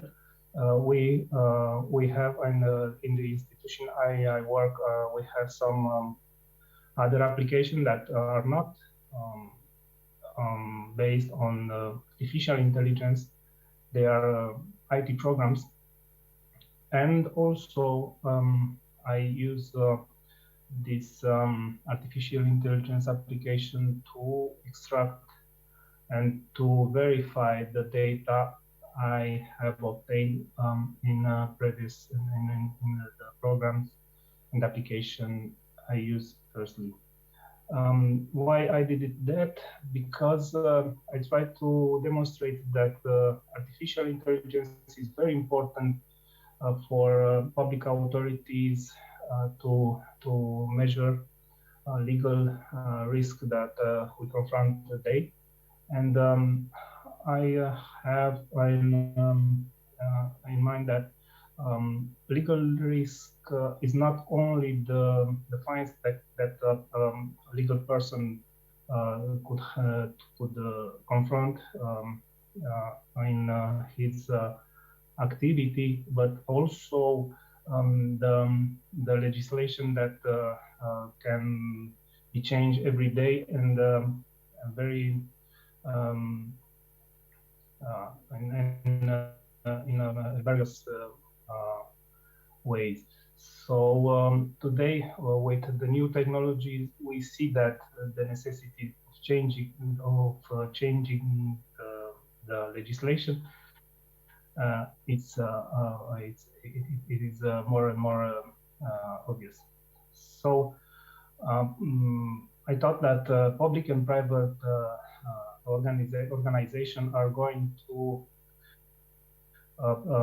for a digitalization process imposed by the technological revolution, but also by the pandemic context in which we live today.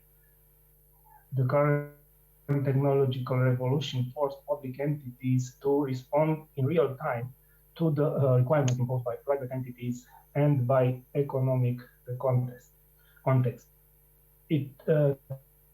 This is a repercussion of a reality according to which private entities react to internal and external factors, and the need to adapt the policies and the management to new challenges. In this paper, we will analyze how the application of artificial intelligence and big data analysis can generate quantitative and qualitative data that can lead to the need to amend the normative acts issued by public authorities, but also by the legislative power.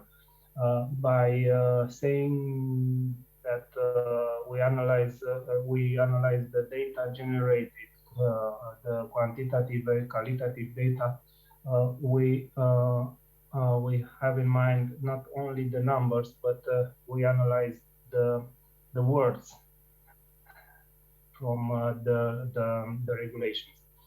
In the same time, we will corroborate the data obtained through specific research method with the existing public data. We will see the panels in the middle of the presentation. The public data obtained in other ways that through artificial intelligence application. As I said, we use classical application like Excel from Microsoft and other IT programs.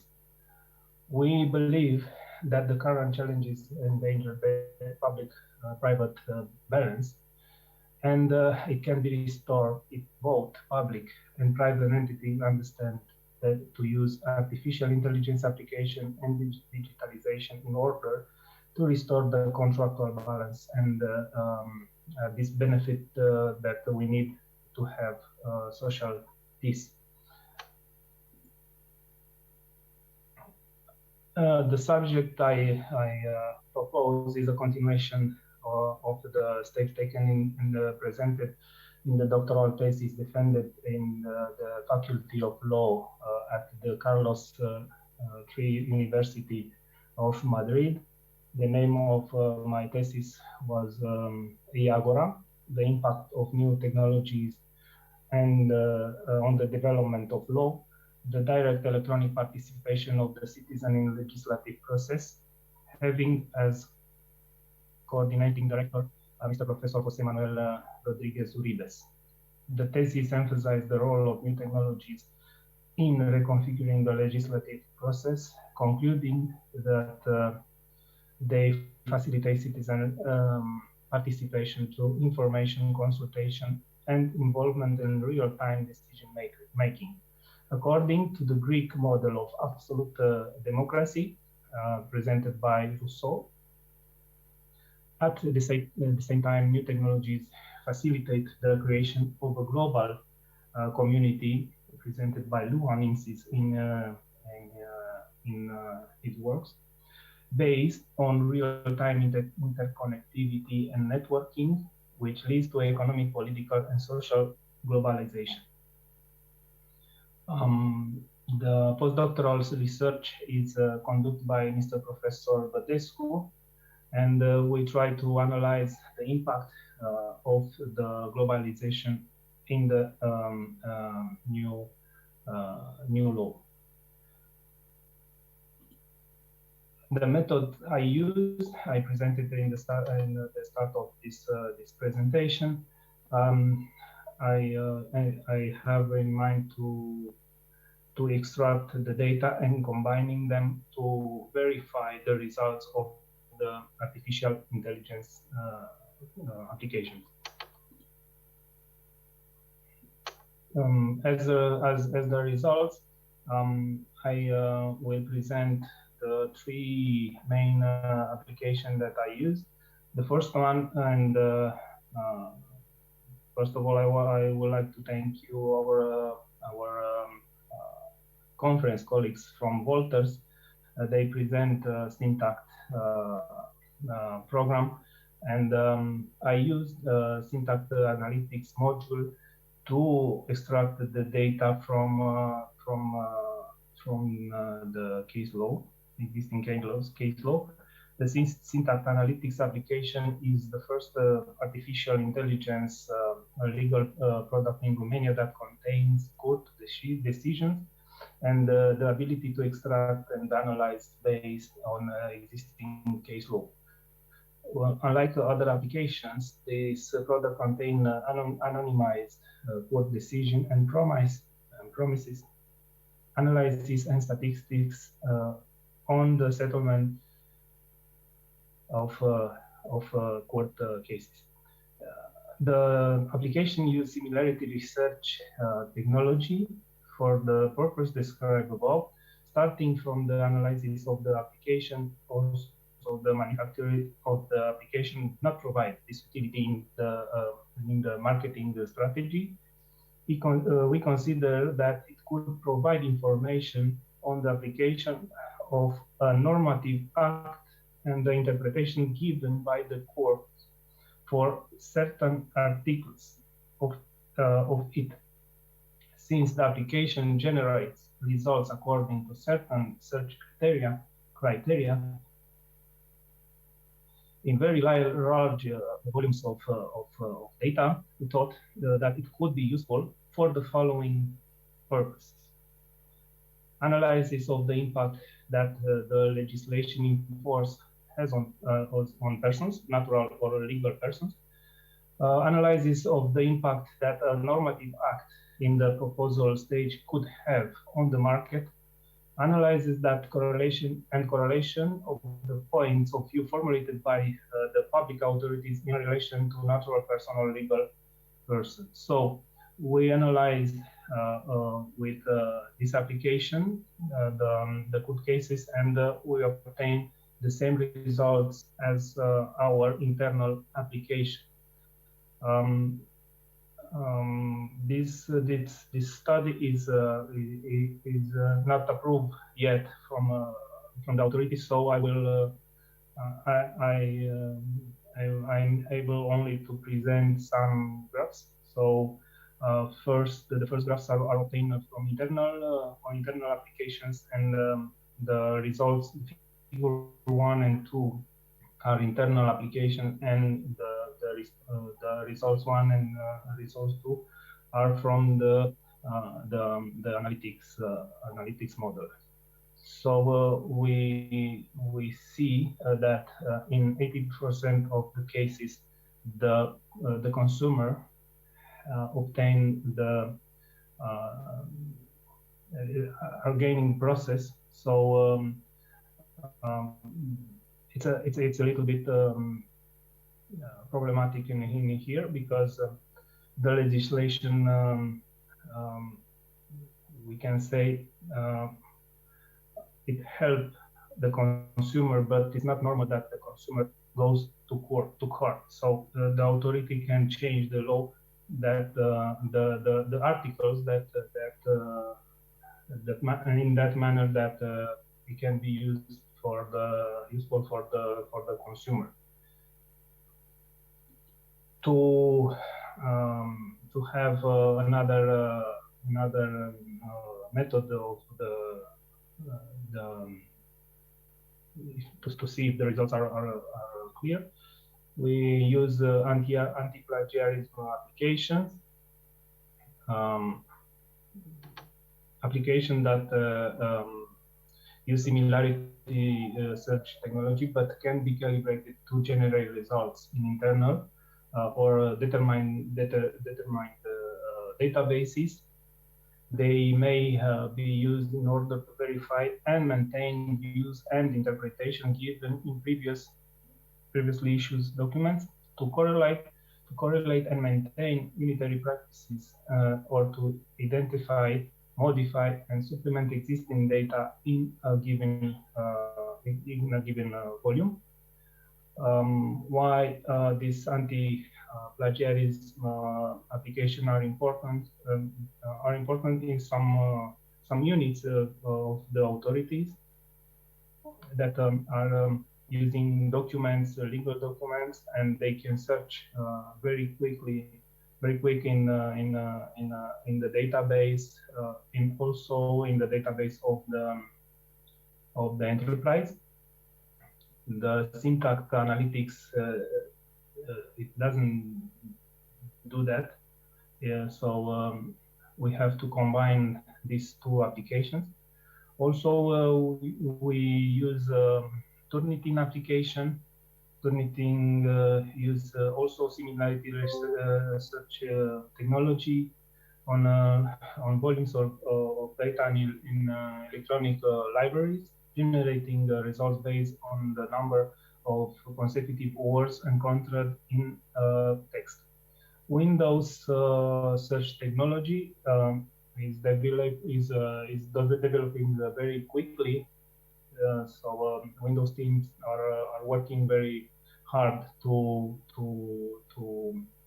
develop the search this search technology. So currently they offer 3 component search: Windows Search Service, as known as VSS, development platform. It is a product that it used to search on the library of the Windows, not in the documents, and user interface. VSS analyze the documents, the information from them, and the information is extracted and organized so that the results are provided as answers to questions. A database which contains documents is associated with a catalog, so the search purposes is a tabular one. Each row corresponding to a document, and columns of its properties. Both the development platform and the user interface are components that help the user to get a targeted search that gives them fast and good quality results. The key difference of our area of interest is that development platform need to focus on generating identical results from different documents. The user interface has evolved, and instance search boxes appear in each window to allow filtering of items viewed while browsing. It is important to note that this application allows you to save your searches so that they can be continued later, or to add new search terms to a new search. This technology is based, and the future is a chatbot application so the individual can interact with the application by asking the question, and the application is responding like a natural person. For the conclusions, I will be brief. Currently, the decision makers can take into account the application of artificial intelligence in substantiating the need for legislative changes to substantiate new initiatives, but especially for amendments and completion of existing regulation. All these steps are necessary because the public-private balance must be stable. As we seen, it's not normal for a long period of time that the percentage between case law gained by the consumers or the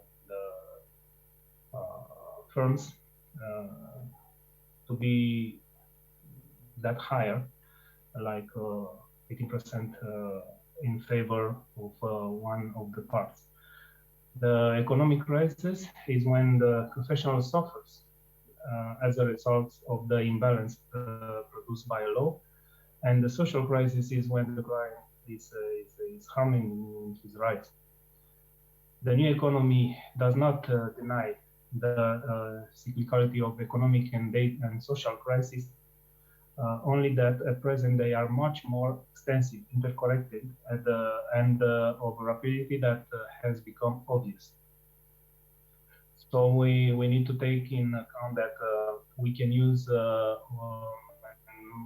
we can be confident in artificial intelligence application because they can be managed in our interest. This was my presentation. It is working in progress. So I hope this year I will analyze the material to publish as a result of the research program. This is only a part of the final material. Thank you very much, and if there are any questions, I'm here. Thank you so much for your presentation.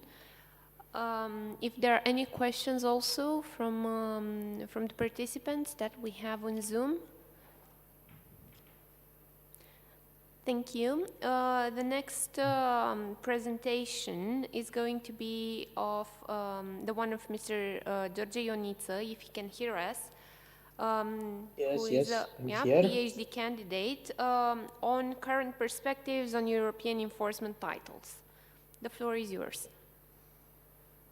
Good evening to everyone. One moment, please. Okay.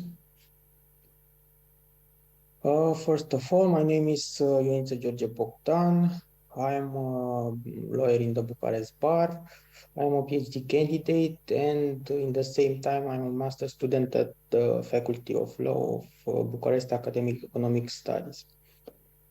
Like I said, first of all, I would like to congratulate the organizers of the conference for the diversity of the topics and the specialists who participate.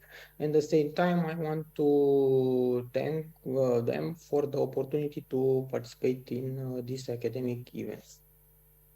The topic that I choose is very important because deals with the issue of European enforcement titles.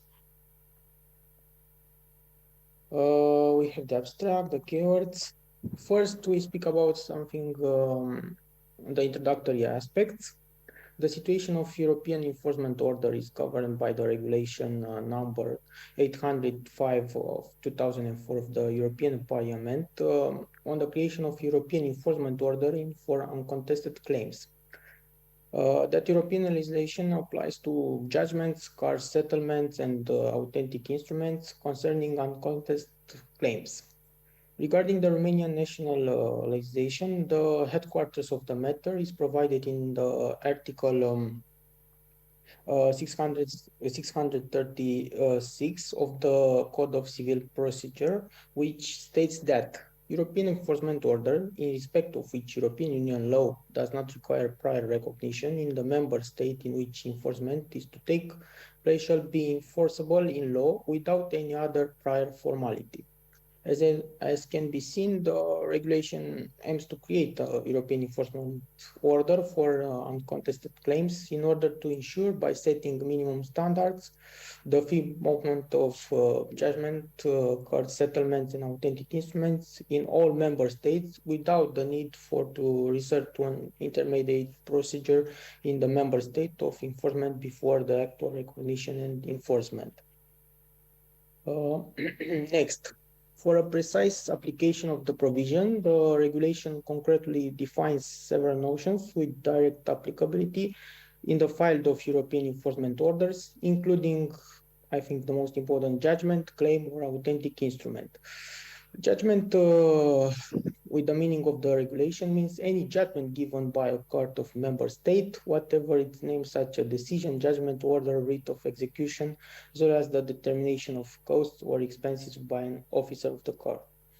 Claim is defined as the right to a certain amount of money which has become due or due date has been indicated in the judgment, car settlement, or authentic instrument.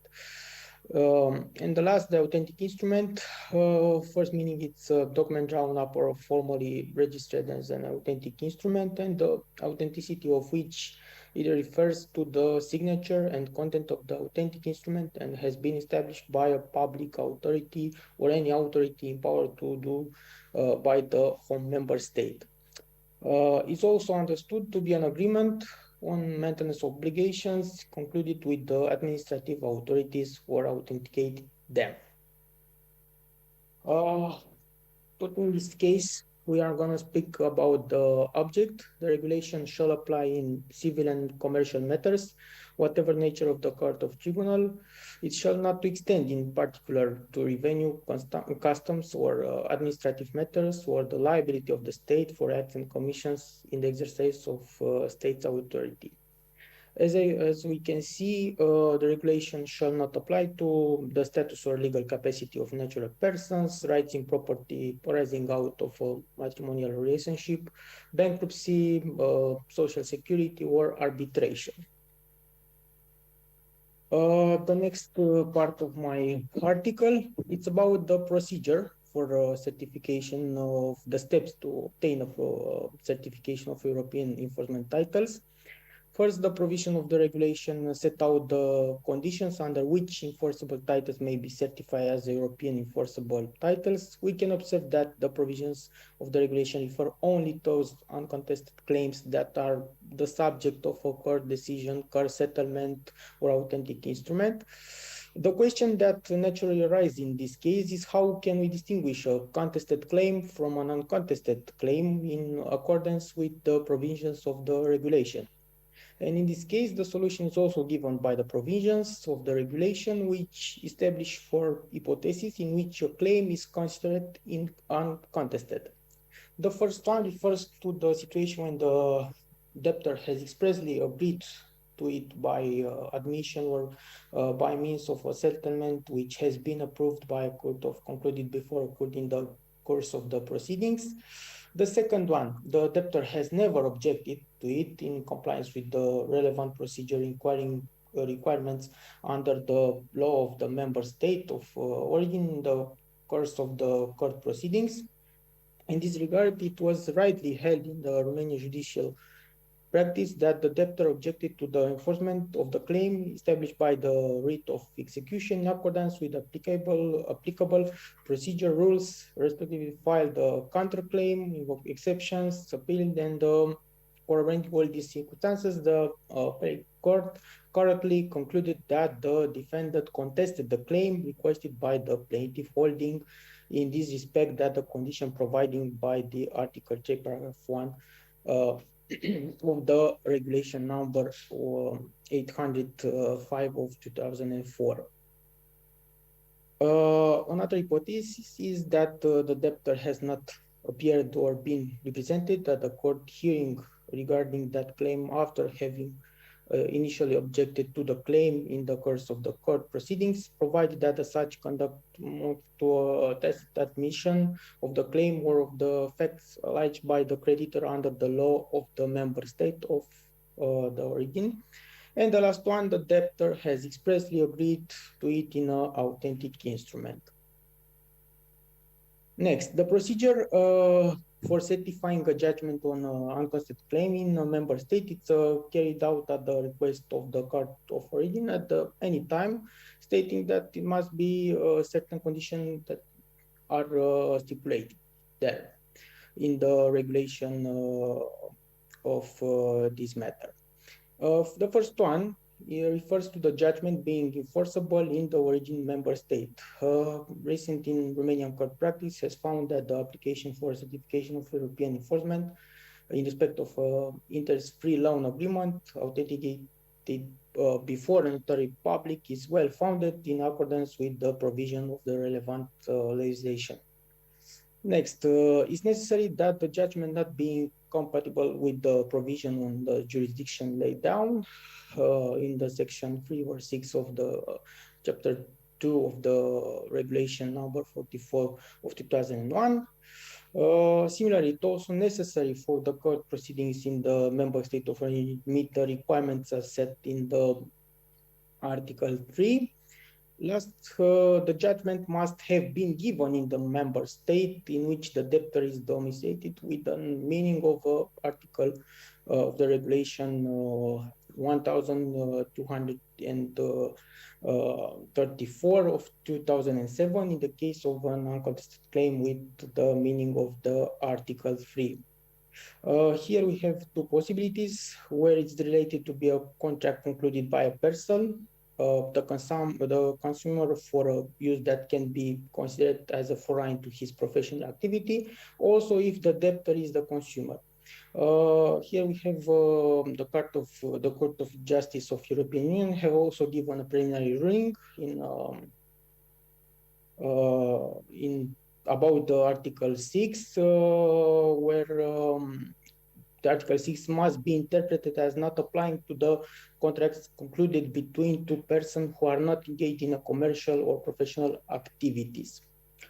However, only certain parts of the judgment may comply with the requirements of the European Regulatory Act, in which case a partial European enforcement order certificate will be issued. A particular regulated situation is that relating to costs. Therefore, if a judgment contains an enforceable judgment on costs, including interest, it also certified as European enforcement order in respect of costs unless in the course of legal proceedings, the debtor objected in particular to his obligation to bear those costs in accordance with the law of home member state. As with any other procedure, the European enforcement order certificate may be rectified or withdrawn. On the basis of a request from the interested party, the European enforcement order may be rectified if, as a result of material error, there is a discrepancy between the decision and the certificate. Withdrawal may also be made upon request if it's obvious that the certificate has been unjustifiably issued in view of the requirements of the specific European legislation. The effects. As regards the effect on the issue of the European enforcement order, we note that the judgment which has been certified as a European enforcement order in the member state of origin is recognized and enforced in other member states without the need of a consent. It's not possible to challenge its recognition. The executor procedure is eliminated. At the same time, the European enforcement order certificate should take effect only with the limits of the enforceability of the judgment. Some conclusions.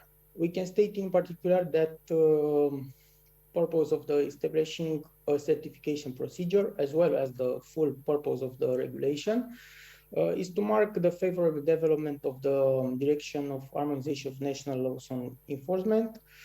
And at the same time, we can note that the certification as a European enforceable title of a court decision, a court settlement, or an authentic instrument on uncontested claims is a necessary step that ensure in concrete the development of the second phase of the civil process, intended to provide necessary mechanisms for the recovery of debts owed by the debtors who have not voluntarily fulfilled their obligation under the European Enforcement Order. Next, we have some reference about the bibliography and some relevant jurisprudence. This was my presentation. Thank you for attention. Thank you so much for your presentation. We did have a very short question to find out your opinion. What do you think about the effectiveness of the procedure for the enforcement of the titles? Is it really working as expected, or do you see some flaws and improvements further on?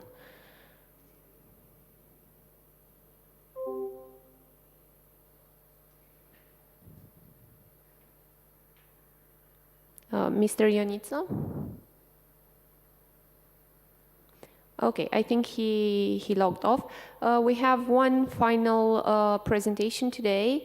PhD Mr. Valentin Bădescu with a presentation on right today between old issues and new challenges or about justice in a digital world. Can you hear us? Da, vă rog. Bună seara. Bună seara, bună seara. Mă auziți, vă rog? Vă auzim foarte bine, da. Mulțumesc, să rămână. Avantajul celui din urmă, poate vorbi în română. Îmi cer scuze pentru cei care nu înțeleg limba română dacă mai sunt acum în direct. Sunteți minunați! Felicitări pentru organizarea acestei conferințe. Ați intrat în normalitate înaintea altora și mi-ați dat o stare de liniște și de bine. Felicitări, succes în continuare și ce aș putea să vă spun în sumare cuvinte despre problematica justiției digitale. Vedem cu toții că în zilele noastre tehnologia, inteligența artificială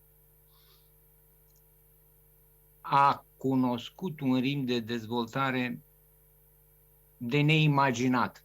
În 1990, când primul computer l-a învins la șah pe campionul mondial, cel mai bun dintre cei mai buni, Garry Kasparov, am crezut că e o întâmplare. A urmat aceeași dispută, computer jucător, campionul mondial de Go, computerul învingător. Până unde se va merge, nu știu exact să apreciez. Viitorul nu-l putem cunoaște. Ceea ce vedem însă sub ochii noștri este că digitalizarea s-a făcut resimțită din plin și în domeniul juridic. Am trăit și am văzut cu ochii mei cum în sălile de judecată, chiar în vremea pandemiei, deși nu se poate spune că a existat ceva folositor, a existat această instrumentalizare a justiției, a dosarului electronic, a accesului la dosarul electronic, dar mai ales o diminuare considerabilă a numărului de dosare pe care instanțele noastre le aveau de soluționat. De unde până acum, confrații avocați știu, intram dimineața fără să știm la ce oră exactă va fi luat dosarul nostru, iată că acum instanțele puteau prevedea și realiza luarea dosarelor la ora stabilită. Nu mai iroseam timpul în instanțe. Una la mână. A doua, scăderea numărului de dosare. În ceea ce mă privește, anul trecut n-am avut decât 3 dosare. efectuate în recurs la Curtea de Apel. Probabil că a crescut și gradul de implicare a judecătorului, a magistratului în argumentarea deciziei luate. Altă chestiune. Vedeți dumneavoastră, videoconferința, ceea ce facem noi acum ar putea fi făcut și în domeniul juridic. Un judecător cu 2 avocați, cu 3 avocați, cu procurorul, într-un dosar penal, cred că s-ar putea utiliza. Am văzut recent, mai zilele trecute, un serial pe Netflix în care erau prezentate aspecte contemporane ale desfășurării justiției americane, evident în sistemul de common law. Lor li se permite sau nu trebuie să li se permite, își permit ei să prezinte aceste lucruri, noi le cam ascundem sub preș. Asta e altceva. Ce vroiam să vă mai spun în legătură cu problematica inteligenței artificiale, că sunt multe lucruri de discutat. Nu vreau să abuzez de timp, seara a venit, conferința e la final. E vorba de răspunderea juridică a inteligenței artificiale, de neimaginat până mai zilele trecute. Și e vorba de atât de răspunderea civilă cât și de cea penală. Dacă în domeniul răspunderii civile există la nivelul Uniunii Europene sau național, codul civil, reglementări chiar și în această materie, apoi în ceea ce privește răspunderea penală, dificultățile sunt majore, de nesurmontat aparent la momentul la care vorbim. Întrucât în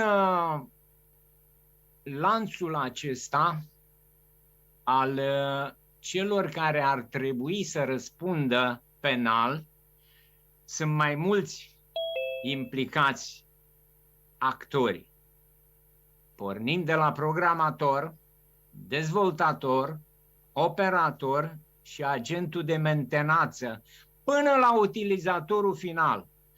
Ca să simplificăm și să nu intrăm în necolocvialitate, să păstrăm tonul academic corespunzător acestei conferințe, o să spun doar atât. Cum poate fi sau cum poate răspunde penal un robot? Dacă ne gândim la pilotul automat al unui avion care ia o decizie peste pilotul omenesc, ducând la un accident cumplit cu victime sau pierderi, sau șoferul automat, pilotul automat al unui vehicul care deja circulă pe anumite străzi în anumite zone ale globului. Iată că trăim niște vremuri teribile. La aceste vremuri teribile, dacă mai adăugăm și cele produse de pandemie, coroborate cu cele ce se întâmplă în preajma granițelor noastre, mă gândesc că toate duc la o afectare gravă, nu-i zic iremediabilă, afectare gravă a drepturilor omului. Până unde vom merge cu aceasta? Până la dispariția lor, când atâtea generații, atâtea conflicte, atâtea evenimente istorice au putut să genereze aceste instrumente juridice internaționale de protecție a drepturilor omului. Închei aici, mulțumindu-vă pentru atenție, pentru răbdare și pentru faptul că mi-ați dat prilejul de a putea vorbi în limba în care scriu și citesc, în care mă rog,